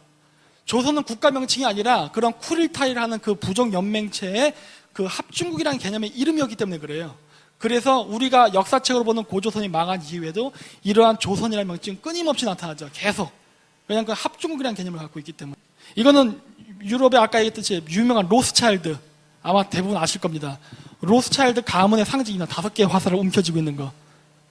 로스차일드 1세가 죽으면서 그런 얘기를 했죠.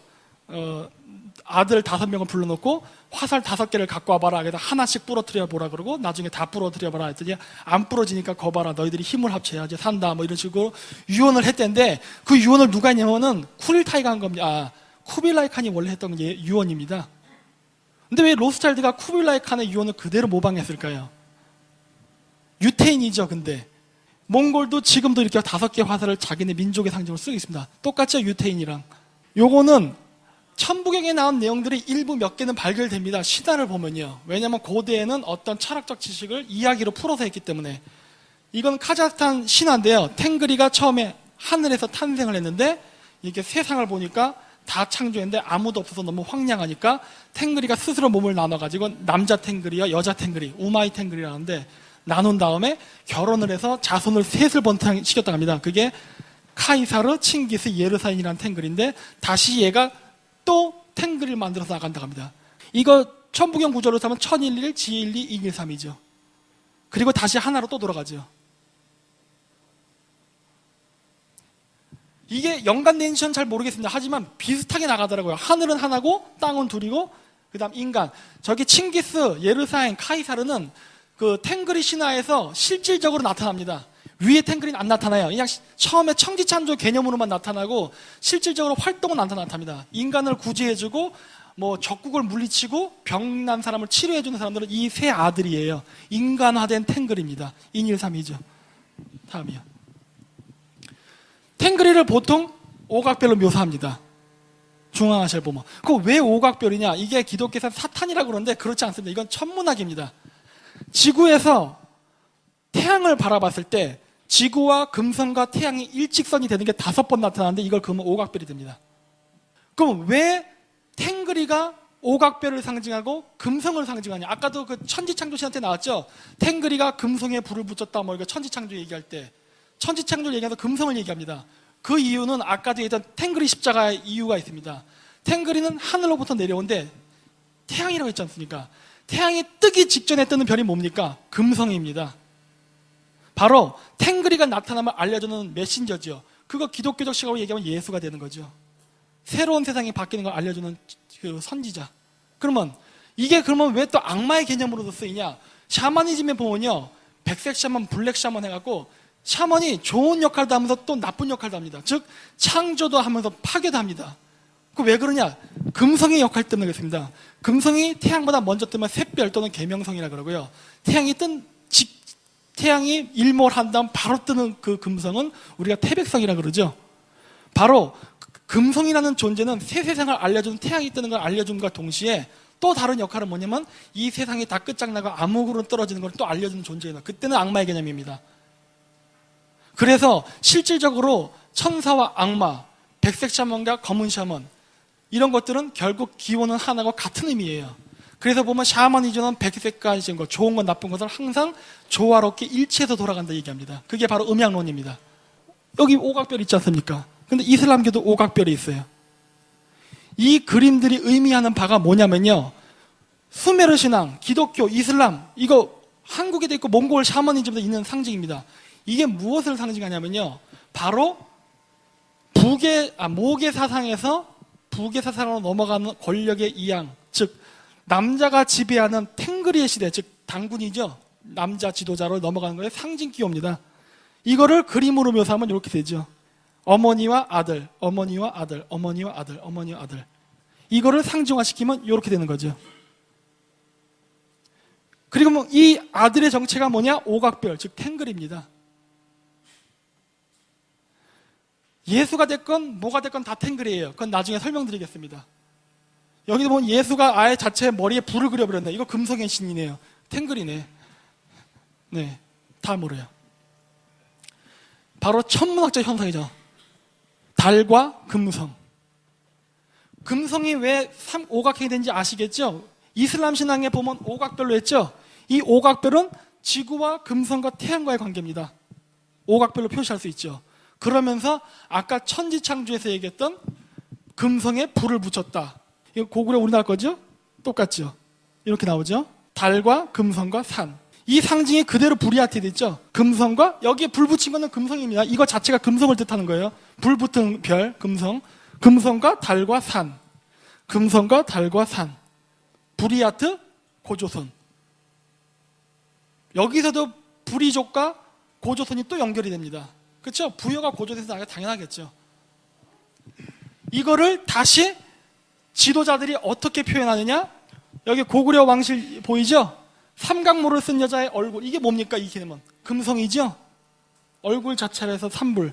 여기에 스키타이에 이걸 딱 끼면 뭐가 됩니까? 요거죠. 그렇죠? 스키타이족들이 왜 저런 목걸이를 만들었느냐?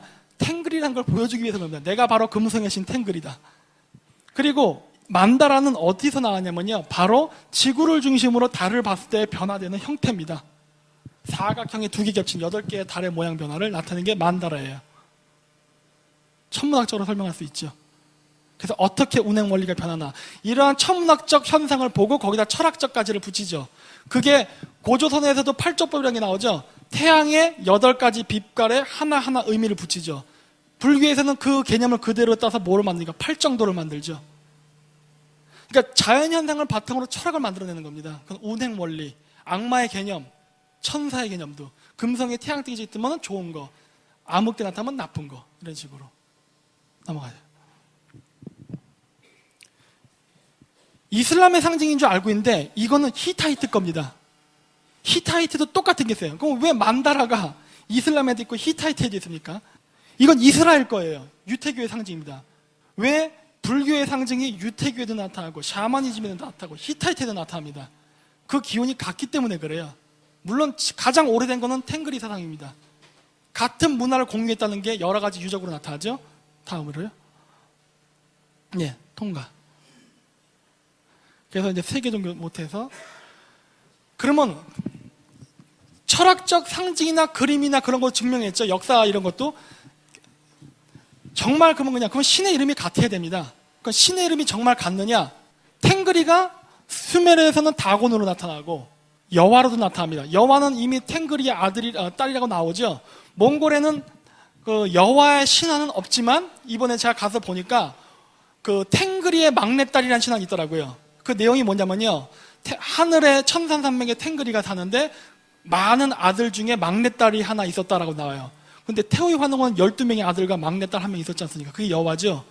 그렇게는 안 나오고 아들이 많은데 그 중에 막내딸이 하나 있었다 그래요. 그러면서 그 딸이 지상에 어떤 얼굴 못생긴 이상한 놈한테 납치를 당해서 지상세계로 떨어지는데 그 딸을 구하기 위해서 아들들을 보냈는데 그 딸이 납치돼 가다가 탈출을 해가지고 지상에 이제 어느 지역에 떨어졌는데 오빠들을 만나서 같이 올라가자 그랬더니 나는 여기 왔는데 여기가 너무 마음에 들어서 나 여기다 새로운 나의 나라를 건설하고 싶다. 그러니까 오빠들이 도와줘요. 그랬더니 알았다. 그래서 오빠들이 그 막내 동생을 도와서 거기에 새로운 국가를 건설했다는 전설이 있습니다. 여화 전설과 비슷하죠? 여화라고만 말 안 했습니다. 거기서 뭐라 나오냐? 하늘의 여동생이라고 나옵니다. 근데 거기서 여화가 나와요. 근데 카자흐스탄의 사크족을 건설해준 시조가 누구냐? 여화입니다. 거기선 뱀의 여자로 나옵니다. 근데 여화가 원래 뱀의 여자죠, 형상이. 근데 원래 뱀의 여자 나온 건 뱀이 아니라 원래 그 기마 민족의 그 비닐 갑옷을 입은 걸 보고 그렇게 묘사한 겁니다. 치유를 뭐 얼굴에 구리에 뭐 불이 나오네 이것도 그거 아니죠. 원래 그 가면 쓴 거죠. 그 당시에 철기 기술을 몰랐던 사람들이 그렇게 기술한 거예요. 근데 보면 사크족의 시조도 뱀의 여자입니다. 그래서 여화라는 발음이 유럽으로 해서 나타납니다. 왜냐면은 한단고기에 봐도요, 여화가요 동쪽에서는 안 나타납니다. 뭐 이렇게 내려왔다라고만 나오고 뭐 천지 창조할 때 흙으로 만들었다 이런 내용만 나오고 뚝 끊겨요. 근데 희한하게 유럽 쪽으로 가면요 여화가 굉장히 많이 나타납니다. 전 세계적으로. 여화가요 수메르에선 에아로 나타납니다. 여화와 그 다음에 여호와 그 다음에 에아 발음 비슷하죠. 이 세 신의 공통점, 흙으로 이 세상 인간을 만든 것, 세상을 7일 만에 창조한 점, 그리고 최초로 만든 인간의 이름이 우리는 아담이라 부릅니다. 카자흐스탄에서는 흙으로 만든 인간을, 최초 인간, 서양도 아담이죠. 수메르에서는 아다파입니다. 그리고 그 사람들이 산 동산 에덴이죠. 수메르에서는 이덴입니다. 같은 신이죠. 같은 신화에. 그러면 여호와, 여호와, 에아가 다른 신입니까? 같은 신이라 볼 수 있죠. 그리고 아까도 봤죠? 유대교의 상징물과 탱그리의 상징물이 계속 겹치죠. 중복돼서. 같은 민족이었거나 영향을 상당히 많았거나 둘 중에 하나라는 걸 알 수가 있죠. 여호와의 여호와하다가 이게 율로 발음이 변합니다. 크리스마스 있죠? 크리스마스 신을 유럽에서 율이라 부릅니다. 이스라엘에서는 엘이라고도 부르죠. 율, 엘. 이게 바로 오늘날 유태인이 말하는 엘로, 그 다음에 이슬람은 알라라 부르죠. 엘로, 알라, 엘, 율. 뭐가 다릅니까? 다 같은 신이지.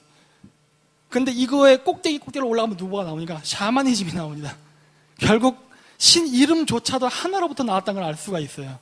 이게 바로 제가 얘기했던 사크족의 신화입니다.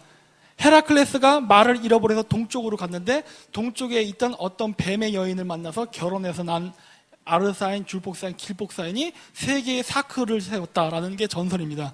뱀 여인이 나타나요. 다음이요. 그래서 아까 그 남자가 누구냐? 헤라클레스입니다. 그래서 저도 깜짝 놀랐어요. 아니 갑자기 왜 우리나라 신화인데 헤라클레스가 이건 분명히 그리스인데.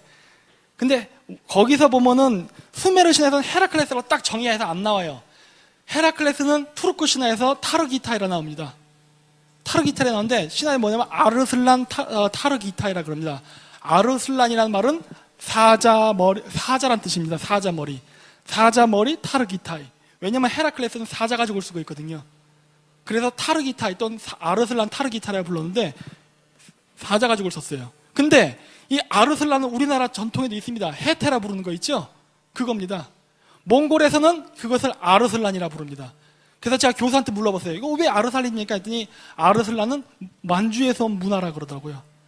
그러니까 우리나라 말에서는 사라졌지만 만주족 청나라 때까지만 해도 아르슬란이라는 단어가 살아있었습니다. 이거를 지금 일본에서는 고마이누라 부르죠. 그래서 아르슬란이라는 단어가 몽골, 만주, 그리스까지 같은 단어가 연결되어 있어요. 아까 최초에 보던 황국과 연결이 되죠. 계속 실크로드를 따라서 유목민족이 이동했다는 걸 보여주죠. 이런 기록들이. 이거는 문헌입니다. 이거는 만주에서 발견된 탕가 문자거든요. 만주. 근데 이거는 위구르 문자입니다. 똑같죠? 만주, 몽골, 중앙아시아가 계속 연결되어 있다는 게 여러 문헌이나 탑, 기록, 신화로도 계속 나타나죠. 같은 문명권이었어요. 헤라클레스는 도리아인입니다. 그 그리스 신에 보면 나온대요. 그리스 민족의 시작은 도리아인인데 시조는 헤라클레스입니다. 사크족의 시조는 헤라클레스예요. 스키타예요. 그리고 그리스 기록에 의하면 사크족은 그리스의 북동쪽에 살았다고 합니다. 근데 도리아인도 그리스의 북동쪽에 살았어요. 그러면 사크족이 어디에 살았느냐? 사크족이 출현했던 시기는 BC 700년경이라 그래요. 도리아인은 BC 750년. 같은 시기에 같은 위치에 시조가 같습니다. 그럼 누굽니까? 같은 민족이지. 근데 도리아인이라 불렀고 여기는 사크족이라 불렀어요. 그런데 이 문헌은 제가 최근에 찾은데요. 도리아인은 원래 누구의 후손이냐면요. 팔레스기아인이라고 합니다. 아까 유럽 지도 이게 크게 그렸죠? 그게 팔레스기아인의 공동 문명권인데 원래 그 지역은 그 알타이계 기만 민족이 살았던 팔레스기아인인데 팔레스기아인들의 후손이 도리아인이에요. 근데 그 팔레스기아인을 자기 스스로 뭐라 불렀냐면 사카라 불렀습니다. 같은 민족이네요. 그러니까 아하, 그래서 이게 같았구나라는 게 딱 나온 거죠. 도리아 하니까 안 거예요. 우리가 한국이라도 부르고 조선이라도 부르고 고려라도 부르지 않습니까? 그래서 다르다고 생각했는데 서양의 다른 문헌을 보니까 그 사람들이 바로 사카래요. 그래서 이게 같을 수밖에 없었던 겁니다. 즉 뭡니까? 헤라클레스도 벌써 우리나라 신화 속에 하나에 포함이 돼 있어요. 그리고 실질적으로 그리스 신화 보면 우리나라 신화와 굉장히 비슷한 것들이 많이 나타납니다. 그럴 수밖에 없겠죠. 색족의 후예니까. 자, 다음이요. 잠깐만요. 그래서 제우스 신, 아까 여호와라는 신이 아까도 나왔죠. 기독교에서도 나오고 영국이나 이런 데 샤머니즘에서도 신의 이름으로 나타난다고. 이슬람 알라도 그렇고. 그러면 제우스 신의 어원은 뭐였냐? 원래 그리스 문명의 원래 주인은 사카, 도리아 또는 팔레스기아인이라 불렀던 사람인데 그 사람들이 믿었던 신의 이름이 사이스였습니다. 그 사이스라는 이름이 나중에 인도 유럽인들이 그리스 지역을 점령하고서 사이스라는 신의 이름을 지읒으로 바꿔서 제우스라고 부르게 된 거예요. 그게 제우스 신 이름의 기원입니다. 근데 사이스라는 신을 그 이전에는 뭐라 불렀냐? 아우아라 불렀습니다. 여호와, 아우아, 같은 이름으로 나가죠? 에아. 아우아라 불렀어요. 같은 신앙을 할 수 있죠. 제우스 자체도 여호와입니다. 그렇게 되니까. 그래서 이 지역을 살았던 사람들이 팔레스기아인인데 그 중에 여기 살았던 사람들을 도리아인이라 불렀던 거예요. 천산산맥 동쪽에서는 여호와가 뱀으로 나타납니다. 서쪽으로 점점 근대 역사로 갈수록 이건 카자흐스탄 신화, 아까 헤라클레스와 그 있었죠? 그때는 여자 한 명만 딸랑 나타나요. 남자 사라졌습니다. 그리고 뱀 여자로 나타나다가 더 서쪽으로 가면요, 뱀 꼬리가 딱 잘리면서 이렇게 나타나요. 그래서 더 서쪽으로 가서 BC 한 번 더 눌러주세요. AD 시대로 넘어가면은 이렇게 나오고요. 더 가면은 한 번 더 눌러주세요. 완전히 인간화된 형태로 나타나죠. 즉 뭐냐? 신화의 신화에서 역사의 시대로 변형이 되는 게 나타나죠.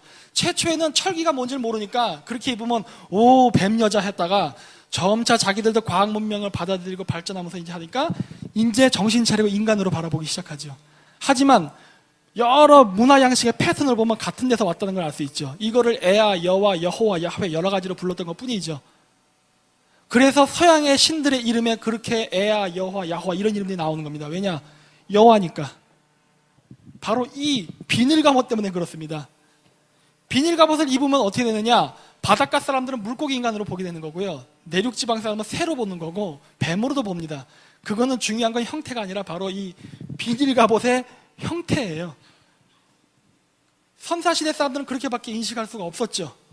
그러니까 그러한 전설이 나온 거지 진짜 뱀인간이 어디 있습니까 이 세상에. 이거는 칸글, 카자흐스탄 고구려 기마복장과 똑같죠? 목 가리개까지. 근데 저게 중앙아시아에도 있어요. 저런 무사가. 훈족 똑같죠?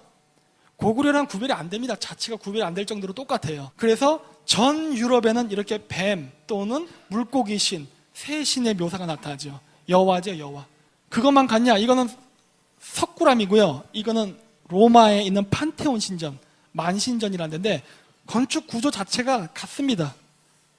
만다라를 띄고 있죠. 차크라라 불러도 상관없죠. 뭐 샹라라 부르도 마음대로 똑같은 구조로 가죠. 그러면 여기 안에 있는 본전 불상은 탱글입니까? 부처입니까? 탱글이도 되고 부처도 되는 겁니다. 그거는 부르기 나름입니다. 사실 중요한 건 이름이 아니라 그 철학적 뜻입니다. 그래서 요거는 한국의 여와, 수메르의 에아, 그 다음에 유태인의 여호와의 공통점. 지구를 만들었고 지능으로 인간 만들었고 홍수 때 인간을 구했다는 게 공통적으로 나타나고요. 뭐 그 외에 천지창조, 바벨탑 이야기 전부 다 나옵니다. 구약성경에 나온 얘기가요. 그대로 탱글 신화에 다 있어요. 그 다음에요. 근데 그걸로 끝이냐? 스웨덴 바이킹 부족의 신화를 보면요. 단군의 그 기록과 비슷한 것들이 많이 나타납니다. 이건 제가 추려서 요약한 건데요. 스웨덴 역사학자가 뭐라고 썼냐면요. 자기네들이 믿는 오딘이라는 신은 원래는 신이 아니라 동방으로부터 온 기마민족의 지배자다라고 써놨습니다. 근데 우리나라에서는 그걸 몰라요. 왜냐면 해석을 안 해가지고. 영문법밖에 없습니다. 안타깝게도. 근데 그거를 보면요. 그럽니다. 우리의 신들은 신이 아니라 원래는 북방 기마민족이다라고 하면서 쭉 설명을 해요. 근데 보면은 신들을 아스 신이라 부릅니다. 아스. 왜냐면 아시아에서 왔기 때문에 아시아의 어느 아스에 있습니다. 근데 그렇다고 그러고 신들의 도시는 아스가르드. 우리는 아스날이죠. 일본에서는 아스카라 부릅니다. 아스카라 부르는데 이번에 역사 10년대 바로 알기 거기 갔더니 코리아 임팩트 온 재패니스 컬처라는 책 보니까요. 재미있는 게 있더라고요. 거기 보니까 전쟁의 신을 오딘이라 부른답니다. 스웨덴의 전쟁의 신은 오딘인데 디귿의 지읒 발음 변하죠. 오딘 앞에는 두 마리의 늑대, 개가 지키는데 오딘도 두 마리의 개가 앞을 지킵니다. 수호신이죠. 아까 얘기했던 아르슬란, 헤테, 고마이노 같은 양치로 갑니다. 그리고 바이킹도 12개의 국가가 있었다는데 우리도 12개의 국가. 바이킹도 9개의 세계가 있다는데 우리는 9위. 그 다음에 지도자의 명칭은 토르가 있는데 우리는 치우의 대비가 되고요. 최초의 지도자는 불이라고 하는데 우리는 부르테제가 있었습니다. 이거는 역사적으로 인물이라고 딱 붙이는 게 아니라 신화가 그렇다는 겁니다. 그래서 그걸 어거지로 맞추면 안 된다고 봅니다. 하지만 지도자의 명칭이나 여러 풍습이나 이 제도 자체가 전형적인 북방민족의 시스템을 가지고 있어요. 즉 바이킹의 그 문명을 건설한 부족조차도 사실은 그게 유럽인이 아니라는 게 나타나죠. 그래서 나무를 세 개에 비유하는 사상인데 이건 몽골도 똑같고 우리나라도 똑같습니다. 몽골에서는 어떤 신앙이 있냐면 나무 꼭대기에는 천당이 있고 나무 줄기에는 우리가 인간의 세계, 땅속 뿌리에는 지옥이 있다 그래서 지금도 땅 파는 걸 불리하게 여깁니다. 땅을 파면 악마가 튀어난다 뭐 이런 얘기를 하는데요. 바이킹도 똑같은 얘기를 해요. 나무의 세계를 묘사하는데 신라 왕관 자체가 바로 그 나무가지의 그 상징화된 겁니다. 왜냐하면 그 나무가 바로 탱글이 상징이기 때문입니다. 나무가 곧 태양입니다. 그래서 이렇게 형상화했었는데 이거는 신라 왕실의 황관이죠. 이거는 헝가리 나무입니다. 그렇죠? 헝가리 왕실의 상징도 나무예요. 똑같이 쓰죠. 폴란드, 사르마트, 투르크계 민족이거든요. 똑같이 써요. 다 나무를 상징으로서 쓰고 있습니다. 뭐 물론 이스라엘도 당연히 쓰고 있고요. 그게 바로 요겁니다. 형상화시키면, 그 기호화시키면 이 그림은 바로 샴발라가 되죠. 이거랑 또 유태인의 종교 철학이랑 또 같아지네요. 그렇죠? 근데 카발라도 마찬가지로 또 나무로도 표현해요. 같다는 걸 알 수 있죠. 그러니까 계속 유태교, 기독교, 불교, 단군산석이 계속 겹치면서 나타나죠. 지금. 네. 이거는 카톨릭에 쓰는 상징인데 이건 이미 암각화에서는 나타나지 BC 만년 이전부터 이미 썼던 상징입니다. 근데 이거는 샤머니즘에서도 쓰고 있어요. 물론 불교에서도 지금은 쓰고 있습니다. 하지만 원래는 샤머니가 썼던 거예요. 근데 보시면 그 로마 정교, 이건 암각해놨던 BC 2만 년 전 거, 현재도 샤머니즘 쓰고 있죠. 그리고 이렇게 암각이 나타납니다. 똑같은 게. 그게 뭘 상징하느냐? 바로 번개입니다. 탱글의 상징은 해와 번개입니다. 근본적으로 빛이에요. 그냥 빛. 빛이 탱글입니다. 그래서 빛을 던지는 자 제우스죠. 바로 탱글이에요. 그래서 이 빛을 갖고 있는 자가 탱글입니다. 그리스 문화죠. 근데 이거는 몽골 건데요. 똑같죠. 그리스랑 신화가 같으면서 같았지만 똑같은 게 몽골에도 있죠. 근데 이거는 슈메르 겁니다. 슈메르도 같은 문명이었다는 게 여기서도 증명되죠. 바로 이겁니다. 아까도 얘기했듯이 그 형태만 너무 집중하시면 안 됩니다. 번개라는 거 했지만은 번개를 이렇게도 묘사할 수 있어요. 그럼 왜 일본 사람들은 이렇게 묘사를 했느냐? 그 원래 그 라마 불교나 그 샤먼들 보면 아까 그걸 이렇게 흔들면서 기도를 합니다. 번개를 이렇게 하는 거예요. 그러니까 이게 신이 흔들면 어떻게 됩니까? 번개가 빵 쳐서 내려오는 거죠. 신내림이에요. 그러면 일본 사람들은 이런 식으로 했느냐? 일본은 그 고대 문헌을 보면요, 가케코토파라고 해서 같은 한자를 같은 발음으로 두 개의 중복 의미로 읽히는 게 있습니다. 일본 말로 신은 뭡니까? 카미죠. 종이는 뭡니까? 카미죠. 신이란 발음과 종이란 발음이 같죠. 종이를 번개 모양으로 만든다면 흔들면 어떻게 됩니까? 번개가 발생하죠. 카미, 날이죠. 신이 내려온다. 그래서 이렇게 흔드는 겁니다. 신이시여 내려오시옵소서. 그거를 로마 카톨릭이나 샤만이나 불교에서는 아까 그런 형태로 흔드는 거고 저런 거를. 마찬가지입니다. 똑같은 원리예요. 신을 부른다는 의식으로서 그렇게 행동하는 것 뿐입니다. 네. 신토도 같다는 걸 알 수가 있죠. 그래서 지금도 몽골에서는 십자가를 계속 쓰고 있습니다. 왜냐하면 십자가 자체가 탱글을 상징하기 때문에. 그럼 불교 만자는 그럼 아니냐? 불교 만자도 마찬가지입니다. 불교 만자도 가장 오래된 것 따지면 샤머니즘이 가장 오래됐어요. 유물상으로도. 이렇게 나타납니다. 그리스에도 있어요. 이거는 러시아에 있는 겁니다. 이거는 영국 켈트족. 여기서 불교와 샤머니즘이 겹치는 이유가 있습니다. 왜냐? 그 고대의 지도자는요, 그냥 되는 게 아니라 아주 높은 인격과 덕성을 갖춘 사람만이 지도자가 될 수 있었습니다. 왜냐하면 그 쿠릴타이 회의를 할 때 초원의 부족을 흩어뜨릴 때 누가 살기 힘든데 가려고 그러겠어요? 당연히 안 가려고 그러겠죠. 야, 나 거기 가면 물도 없고 힘든데 하면 그걸 누가 설득시킬 겁니까? 가장 덕성이 있고 권위 있는 사람이 얘기해야겠죠. 그러다 보니까 그러한 권위를 만들기 위해서 지도자들은 그냥 순번내에서 이게 되는 게 아니라 가장 인격이 높은 사람만이 지도자가 됐습니다. 그래서 탱글입니다. 그런데 그러한 지도자가 되는 여러 과정이 있는데요. 공부는 당연히 해야 되고요. 무술도 해야 되고요. 그리고 그 참선이라든가 뭔가 좀 수련을 해서 성인이 돼야 됩니다. 그래서 켈트족들도 보면은 모든 지도자는 그러한 과정을 거치게 되는데 그런 사람들을 뭐라 불렀냐면 보드와 또는 보디라 불렀습니다. 근데 산스크리트어로 부처가 뭡니까? 보디 아닙니까? 그렇죠? 부처의 부처와 샤만의 지도자는 결국 부처입니다. 그냥 그 자체가. 성인만이 지도자가 되니까. 그래서 이게 바로 부처입니다. 북두칠성이 그래서 나온 이유는요. 불교 만자는 북두칠성에서 오게 된 겁니다. 왜 북두칠성에 오게 됐냐? 숫자 7이 중요한데요. 샤머니즘에서 숫자 7은 나를 의미합니다. 그 여호와가 세상을 창조할 때 물고기, 개, 소, 양, 말, 소, 인간. 맞나요? 그래서 7번째 인간을 만듭니다. 그래서 숫자 7이라는 건 인간을 뜻하고요. 그 다음 방향으로도 설명한대요. 동서남북, 위아래, 그 다음 나 해서 7번째 숫자는 나를 뜻합니다. 그래서 북극성을 중심으로 해서 도는 별들은 무진장 많아요.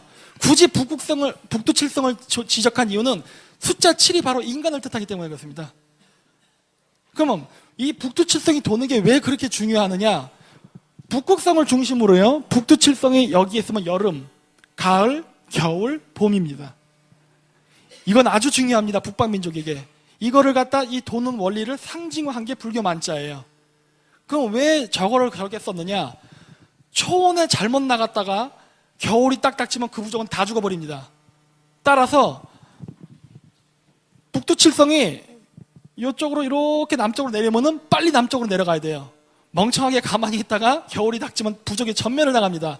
그래서 샤먼은 항상 북두칠성을 바라보면서 우리가 내려갈까 말까를 결정한 거예요. 그러니까 남쪽과 북쪽으로 갈까 말까를.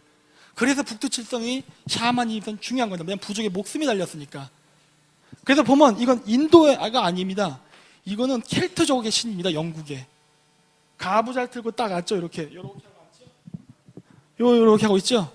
이게 그럼 부처일까요? 아니죠. 이거는 보두아라고 해서 이건 샤먼의 족장입니다. 샤머니즘과 불교와 같아요. 근본적으로. 그리고 이거는 인도가 아니라 유럽입니다.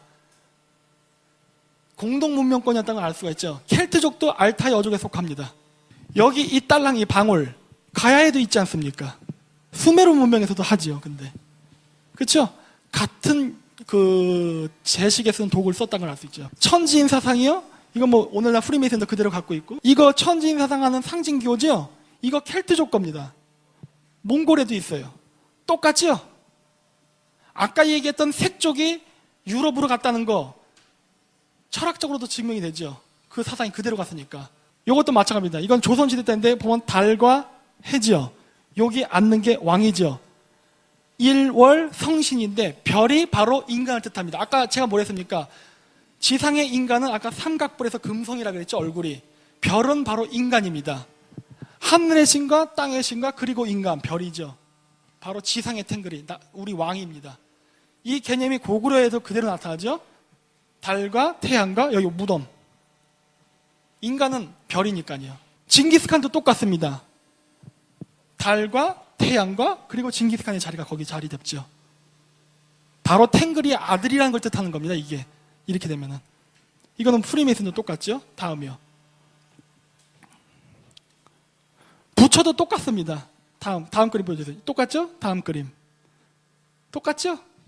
그리고 부처가 여기 앉았네요. 그러면 저거는 부처일까요? 탱글일까요?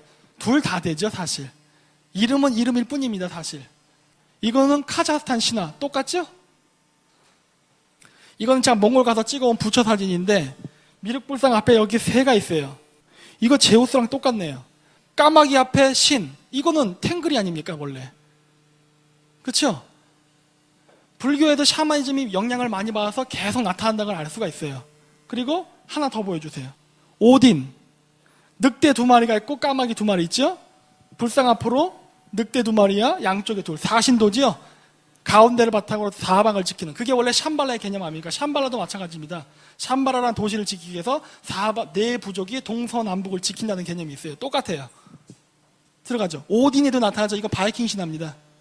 이건 카톨릭입니다. 이걸 걔네들은 만도리아라 부릅니다. 불교에서는 만다라라 부르고. 같죠? 이름도 같고 철학사상 개념 자체가 똑같죠? 다음이요. 이거는 사신도에서도 나타나죠. 그렇죠? 결국 뭡니까? 도교, 유교, 불교, 카톨릭, 샤머니즘 전부 같은 기원이라는 걸 알 수가 있죠. 다음이요. 만다라죠. 그래서 자유의 여신상이나 슬라브족에 얘기하는 탱글이나 힌두교에서 얘기하는 붓다나 알라신이나 뭐 이건 비너스, 부처 뭐가 다릅니까? 결국 같은 철학과 같은 내용을 얘기하고 있는 것 뿐입니다. 그것을 어떻게 표현하느냐의 차이예요.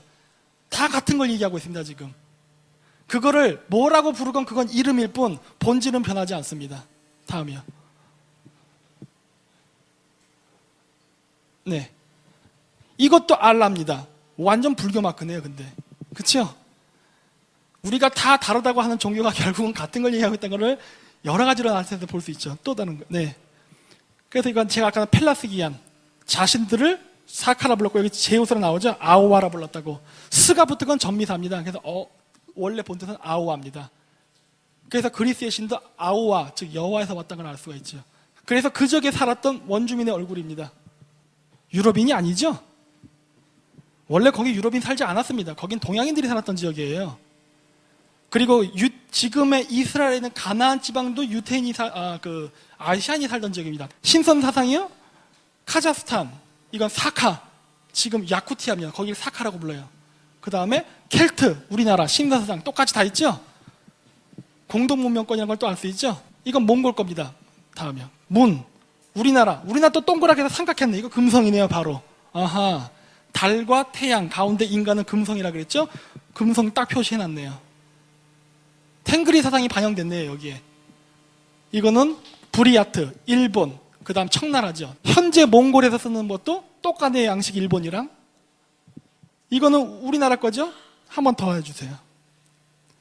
우리나라랑 똑같네요. 한국 문화와 일본 문화의 원류가 즉 북방민족에서 왔다는 걸 알 수가 있죠. 자, 그리고 이걸 상징하는 이제 표시하는데 좀 탱그리를 표현하는데 여러 가지 양식인데 이 로마 바티칸에 가면은 소를 중심으로 양쪽에 동물 2마리가 있습니다. 저 소는 태양을 상징합니다. 샤머니즘에서는 소는 태양입니다. 근데 바티칸도 그걸 쓰고 있어요. 희한하게도. 그런데 부처도 보면은 물고기 2마리에 이렇게 되어 있습니다. 이거 불교죠? 법륜, 태양을 상징하죠? 예? 동물 2마리. 바티칸도 2마리. 태양. 같죠? 카자흐스탄, 마찬가지로 한 번 더 눌러주세요. 확대해보세요. 태양의 동물 2마리. 기호화시켰죠? 다 같은 상징이죠? 그래서 원래 그 기독교 얘기에 나오는 그 십자가에서 크리스마스 얘기 있죠? 그건 원래 천문학입니다. 아마 아시는 분은 아실 텐데요. 그거는 그 우리 샤머니즘 철학의 종교 풍습에도 원래 있어 왔던 겁니다. 크리스마스는. 그거는 지금 러시아 샤머에서 마슬레니자라 그러는데 원래 뭐냐면요. 아까도 얘기했듯이 탱그리가 마지막에 모든 일을 다 하면 어떻게 됩니까? 하늘로 승천해야 된다 그랬죠? 그래서 죽으면은 이렇게 못 박아서 불태워서 승천을 시켰습니다. 12월 25일 동지가 끝나고. 이날은 아무것도 먹지 않습니다. 근데 고대에는 이게 잔인한 풍습이다 그래서 나중에는 사람을 쓰지 않고 인형을 불태우기 시작해요. 이렇게 순화되죠. 왜냐하면 종교도 처음에는 미개한 잔인한 종교였다가 과학 문명이 발전하면서 미개한 요소를 하나하나 제거하면서 점점 종교가 발달하거든요. 원래는 사람을 죽였어요. 이렇게. 그랬던 게 이제는 인형을 태우는 걸로 대체가 됐죠. 그러면서 마슬레니자라고 하는데 이 마슬라란 말이 러시아 말로 뭐냐면 바다입니다. 그래서 이날은 어떠한 살생도 하지 않습니다. 그리고 기름이 있는 동물 음식, 스테이크 이런 거 하나도 일절 먹지 않아요. 그래서 식물성 기름에 빵만 먹는 날입니다. 바로 우리가 얘기하는 저 팬케이크이죠. 신정에 먹는 모든 의식은요, 태양을 먹는 의식입니다. 왜 그러냐면은 동짓날이 밤의 길이가 제일 길어요. 즉 뭐냐? 악의 기운이 충만한 시기입니다. 결국 병마가 오는 시기죠. 그러면은 이거를 극복하려면 어떻게 됩니까? 민간 신앙에서는 그래서 뭐냐? 탱그리, 즉 태양을 먹어야 돼요. 그러다 보니까 태양과 똑같은 동그란 저런 음식을 먹었습니다. 우리도 동짓날 동지팥죽 먹죠? 동지팥죽이 뭐처럼 생겼습니까? 태양 아닙니까? 동그랗게. 태양을 먹는, 몸속에 빛을 집어넣는 의식입니다. 떡국도 떡을 넣죠? 떡이 원래 여기 이렇게 원래는 동그랗게 썰었습니다. 옆으로 쓴 거는 민간인들이 가난하게 사니까 크게 보이려고 옆으로 쓴 거지 원래는 동그랗게 썰었던 거예요. 동그란 떡, 즉 태양을 먹는 의식입니다. 어둠을 쫓고 빛을 집어넣는 의식인 거죠. 이슬람은 안 그런 거예요? 이슬람은 나우르즈를 가서 춘분 때 합니다. 왜냐? 한국보다 좀 더 북쪽에 있으니까 걔네들 시점에서는 신년은 의미가 없어요. 춘분이나 가야 날씨가 따뜻해집니다. 그래서 거기는 춘분을 더 중요시 여기죠. 그래서 그때 먹는 음식이 바로 동그란 빵이죠. 그러면 아까 야쿠티아, 사하족이 사는 저 시베리아는 그러면 춘분을 하냐? 아니죠. 거긴 또 하지를 하죠. 하지가 살만하니까. 그때도 코로 들어가 있는 그 치즈 동그란 덩어리를 먹습니다. 태양을 먹는 의식이에요. 네. 그래서 모든 문화가 공통적으로 같은 걸 갖고 간다는 걸 볼 수 있죠. 그래서 이게 바로 그겁니다. 동아시아에서는 2월 중순, 동지를 중요시 여기고, 러시아는 춘분, 중앙아시아는 춘분, 러시아 동부, 아까 야쿠티아 저 북쪽, 거기는 하지. 라고 해서 먹는 모든 음식은 다 동그랍니다. 해를 먹는 의식이죠. 그렇죠? 그래서 이름이나 음식 종류는 중요한 게 아니다. 문제는 본질인데 그 본질이 다 똑같아요. 삼조고요? 카자흐스탄 깃발도 삼조고입니다. 태양을 머리에 이나 태양 속에 들어있는 어차피 태양은 새로 인해서 나르는 겁니다. 그게 북방민족의 사고방식이었고 똑같죠. 바빌로니아 수메르도 똑같죠. 이거는 유태인입니다. 똑같죠. 공작이 날개를 쫙 펴면 아침에 떠오르는 태양처럼 보이죠. 뜨는 해 속의 새. 마찬가지로 삼족으로 뜻하죠. 그렇죠? 피라미드를 숭상한 이유는 아까 샴발라라는 모습 보셨죠? 삼각형 위에 제3의 눈, 그 깨달음을 뜻하거든요. 깨달음을 뜻하는 맨 꼭대기에 그래서 마야인들은 저렇게 신전을 지었죠. 가장 깨달은 성각자가 사는 곳은 저기니까. 그리고 피라미드 자체가 깨달음의 상징으로 쓰였습니다. 그리고 민간 신앙에서도 그걸 쓰는데 어떻게 쓰냐면 요겁니다. 요거 뭐냐 카자흐스탄 건데요. 저게 부적을 집어넣는 지갑입니다. 일종의. 그래서 전쟁터에 나가기 전에 뭐 샤만이 써도 일종의 부적이라던가 코란의 경구라던가 뭐 성경이고 뭐 상관없습니다. 신성한 글자다 그러면 다 여기다 이렇게 쏙쏙 집어넣어서 가슴에 매달고 다녔어요. 여기다가. 그리고 여성들은 귀걸이 형태로 하죠. 근데 통상적으로 그냥 삼각형을 하는 게 아니라 이렇게 장식을 답니다. 그 이유가 뭐냐면 이 삼각형의 비운이 퍼져나가는 것을 상징하기 위해서 주렁주렁 매답니다. 그거를 형상화시키면 이렇게 되는 거죠. 근데 이거는 카톨릭이고 이건 프리메이슨입니다. 그리고 이거는 불교입니다. 그 삼성, 왜냐면 신은 셋입니다. 아까 얘기했죠. 천인이 지리해서 인간의 모든 일을 다스리는 신은 인간에 대한 신, 아까 했던 카이사르, 예르살렘, 뭐 칭기스, 탱그리들인데 이 세 명의 신인데 이 신들의 기운을 받아서 퍼져야 될 거 아닙니까? 그러다 보니까 이렇게 주렁주렁 뭔가 퍼지는 것처럼 이렇게 묘사를 한 거죠. 그래서 지금도 쓰이고 있습니다. 그래서 샤만들도 지금도 북을 보면요, 이거 몽골인데요. 몽골 지역에는 이 삼각형 북도 씁니다. 동그란 북만 치는 게 아니에요. 왜냐? 이 삼각형은 바로 삼신을 뜻하거든요. 그래서 북을 치면 어떻게 됩니까?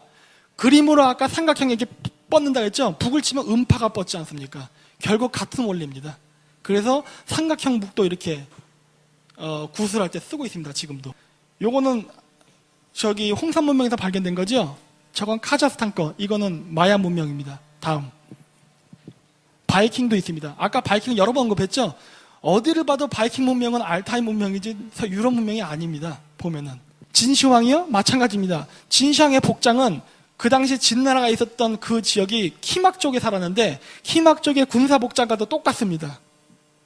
그 진시황 무덤에서 나온 그 진시황의 그 무덤이 누구 유적인지 모르지만 최소한 북방민족 거지 그건 중국 것이라고 할 수는 없어요. 탱그리는 보통 양쪽에 동물을 움켜졌습니다. 이건 길가메시 서체에 나오는데 그래서 몽골 신화에도 보면 징기스칸이 핏덩어리를 쥐고 나오죠. 바로 탱그리 아들이라는 그 상징적인 의미입니다. 모든 신화에서 영웅들은 그러니까 하느님의 아들로 태어나는 영웅들은 다 이렇게 붙잡습니다. 동물을.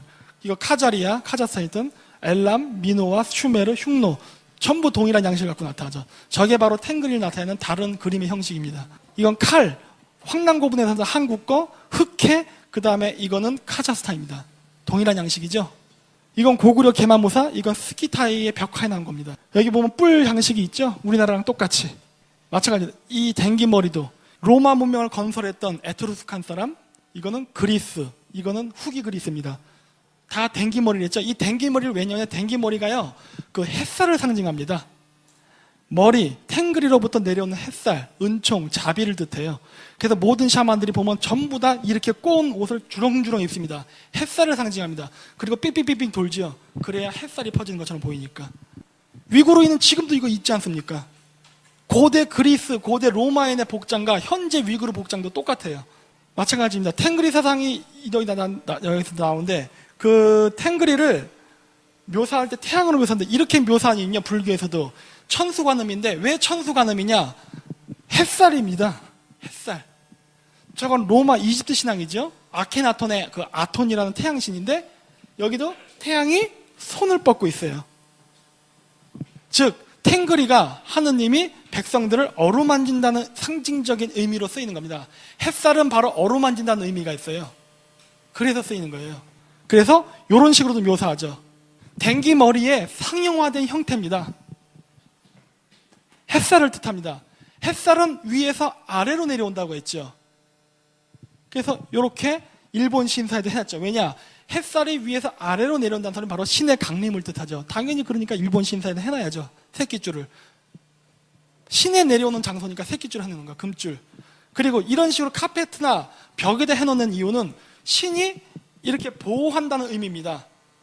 적이나 악귀, 병마로부터 궁궐을 보호한다는 주술적 의미죠. 아마 고대에는 이거를 금줄로 해서 이렇게 둘렀을 거예요. 그게 과학 문명이 발달하면서 재료의 소재가 변하니까 상형 문자화해서 벽돌로 상징한 거죠. 이렇게 강림. 그래서 여기서도 오즈가 나오지 않습니까? 위에서부터 아래로 빛이 내려온다. 똑같죠? 한국의 한자입니다. 태양이죠? 태양. 똑같죠? 상형 문자화 시켰죠. 이것을 받드는 사람들. 이게 한국 할 때 한자의 각골 문자입니다. 별인데 별성자거든요. 세 개가 하나가 됐어요. 아까 얘기했죠? 하나가 셋이고 셋이 하나라고. 별성자에서도 나타난다. 원래는 세 개였어요. 지금은 하나로 축약해서 씁니다. 몽골에서는 이렇게 나타나죠. 별성자. 이게 별성자의 약자입니다. 근데 바티칸의 촛대 모양도 똑같은 양식을 갖고 있죠. 하늘 천자는 뭘 뜻하냐? 머리에 불. 여기 불교도 불이죠? 머리에 뿔, 저거는 권위를 상징하죠? 사슴뿔의 샤만. 천은 탱글이라고 한다고 하지 않습니까? 탱글이라는 의미가 이렇게 나타나는 겁니다. 이건 달월자, 달을 이렇게 묘사했네요. 밝을 명자 비슷하게 옛날 땐 표기했었네요. 닭골 문자를. 이렇게 했죠. 이거에 기호하죠. 이건 몽골, 현재 쓰는 거죠. 그쵸? 같다는 걸 알 수가 있죠. 이건 날일자, 바티칸 카톨릭의 상징도 이거네요. 눈, 해 속의 새, 삼조고. 이거 당군 십자가, 켈트족 십자가 똑같죠? 해로부터의 새, 이거 기독교 상징이네요. 해로부터 새. 그쵸? 위에 각골 문자는 전부 날일자를 뜻하는 글자입니다. 왜 날일자가 각각이냐? 날일자를 철학적인 사상을 각골 문자로 표기하다 보니까 제각각의 형태가 나타났지만 다 날일자입니다. 중요한 건 본질이에요. 네. 이거는 조선이라는 한글 글자입니다. 각골 문자. 조선이라는 각골 문자를 보면 조선이 어떤 나라라는 걸 알 수 있습니다. 여기도 보시면 3이 나타나죠. 하나, 둘, 셋이 또 하나가 됩니다. 셋이 하나가 되고 하나가 셋이죠. 왜냐? 마한진한 변한. 3이 3명의 사슴뿔을 한 샤먼의 나라죠. 그렇죠? 즉 3명의 탱그리가 다스리는 나라가 조선인 겁니다. 화살도 마찬가지입니다. 민족 쪽자도 보면 화살이 들어가 있어요. 왜냐하면 민족을 모두 화살로 고대에는 표현했기 때문에 그렇습니다. 그래서 티벳을 보면요, 한자를 보면은 탱글이라는 단어가 무수히 나옵니다. 여기 탕리라 써있는데 저 탕리가 뭐겠습니까? 탱리 아닙니까? 그쵸? 그 다음에 여기 정일, 날짜를 정한다? 아니겠죠? 띵을이죠? 띵글. 이게 한자 표기겠죠? 여기 탕고라산. 우리나라에 단골레 있다면서요? 어제 들었습니다. 단골레가 무당 아닙니까? 원래 무당이 샤만이니까. 단골레, 단골라. 탕그라, 탱그라. 같죠? 탱그리산인을 단고라산이라 써놓은 겁니다. 그 다음에 어딨냐? 천산은 티엠산. 탱그리산이죠. 이런 식으로. 한자를 북방민족도 썼다는 것을 감안해서 본다면 다 이렇게 읽혀지죠. 그래서 티베트에는 웬만해서는 전부 탱글이라는 이름이 붙어 있습니다. 근데 이것이 히브리인도 마찬가지입니다. 히브리 원래 그 글자는요, 한자에서 기원했을 가능성이 높아요. 여러 가지 정황 증거가 있어요. 아까 갑골 문자를 기준으로 한 겁니다. 이거는 아버지란 뜻인데요. 발음으로 쓰면은 아브란 소의 집입니다. 소 머리는 옛날 때부터 권위를 상징합니다. 집안의 권위 누굽니까? 아빠지요. 아부는 이스라엘어로 아빠입니다. 엄마, 소머리, 권위자의 인연을 맺은 사람 누굽니까? 엄마지요. 그래서 M이라 부릅니다. 우리나라도 M이 하지 않습니까? 발음도 좀 비슷하네요. 집의 C 뭐겠습니까? 아들이죠. 벤이 아들이란 이스라엘어입니다. 그 다음에 L, 권위자가 지팡이를 들고 있다. 이게 뭡니까? 신입니다. 한자와 똑같아요. 원리가. 고대 이스라엘 글자입니다. 근데 이게 고대 이스라엘 글자면서 고대 수메르 글자입니다. 이스라엘 사람들은 수메르에서 글자를 빌려와서 썼다고 그래요. 그건 서양의 학자들이 써놓은 겁니다. 그래서 그걸 다 비교하면 같아요. 다음이요. 야훼? 서양의 신이죠? 아까 내가 에와라고도 같다고 했죠? 그러면 정말 같느냐? 여기 이미 글자 속에 나타나 있습니다. 무지개에서 나온 손. 탱그리가 어디냐? 무지개에 있습니다. 하늘에 있다고 했기 때문에. 무지개로부터, 그러니까 태양으로부터 신이 내려오거나 백성들이 하늘로 올라갈 때 무지개를 타고 올라갑니다. 그 탱그리 사상에서 보면 무지개로부터 내려와서 손을 뻗는 자 누굽니까? 하느님 아닙니까? 그게 야훼입니다. 똑같죠? 탱그리 사상이랑. 그래서 이거는 서양학자가 쓴 건데 히브리어가 페니키아와 같다고 하는데 페니키아는 수메르에서 와서 같은 알타 여주라는 걸 나타낸 겁니다. 그래서 이 인물이 바로 AD 4세기까지 살던 이스라엘 땅에 살던 히타히트라는 사람입니다. 주변 민족과 비교해봐도 전형적인 몽골인이죠? 네. 이제 이스라엘 사람이 왜 우리와 역사적으로나 철학적으로나 같은지 이제 이해가 되실 겁니다. 철학, 종교, 외모, 언어가 다 알타에게서 왔기 때문에 그런 겁니다. 물론 나라를 잃어버리고 2000년 동안 방황하면서 섞이고 하면서 언어도 박살이 났죠. 하지만 여전히 같은 요소를 갖고 있죠. 그래서 이스라엘과 한국인이 같다는 증거는요, 여러 군데서 나타납니다. 일단 아브라함의 고향이 수메르의 우르입니다. 수메르는 아까도 얘기했듯이 그 12왕국에도 포함됐고 실질적으로 수메르는 알타이 국가였죠. 그리고 아브라함의 아버지 이름이 키시예요. 근데 키시는 투르크 이름입니다. 투르크 알타이의 이름을 이스라엘 사람이 쓰고 있어요. 그리고 니물롯, 성경에만 바빌론을 세운 사람이죠. 니물롯의 고향은 중앙아시아입니다. 그리고 니물롯의 아들 마고와 그 후노르가 있었는데 걔네들도 스키타이 사크족들과 놀았다 그래요. 그리고 거기서 왔다 갔다 교류를 했다고 합니다. 그리고 히브리인의 문자는 슈멜에서 왔다. 그리고 히브리인의 언어는 알타에게서 왔다. 신의 이름은 야훼인데 야훼라는 의미는 무지개로부터 내려오는 구원의 손길 탱글이죠. 그리고 야훼는 아까도 얘기했듯이 신화로 봤을 때 여호와와 비슷하죠. 그리고 야훼에게는 아내가 있습니다. 아마 잘 모르시는 분들이 계실 텐데 야훼는 아내가 있었다고 합니다. 아내 이름은 아샤라입니다. 투르크 신화에서 자기 민족을 탄생하게 해주는 신의 이름은 아시나입니다. 아시나, 아샤라. 이름도 비슷하죠?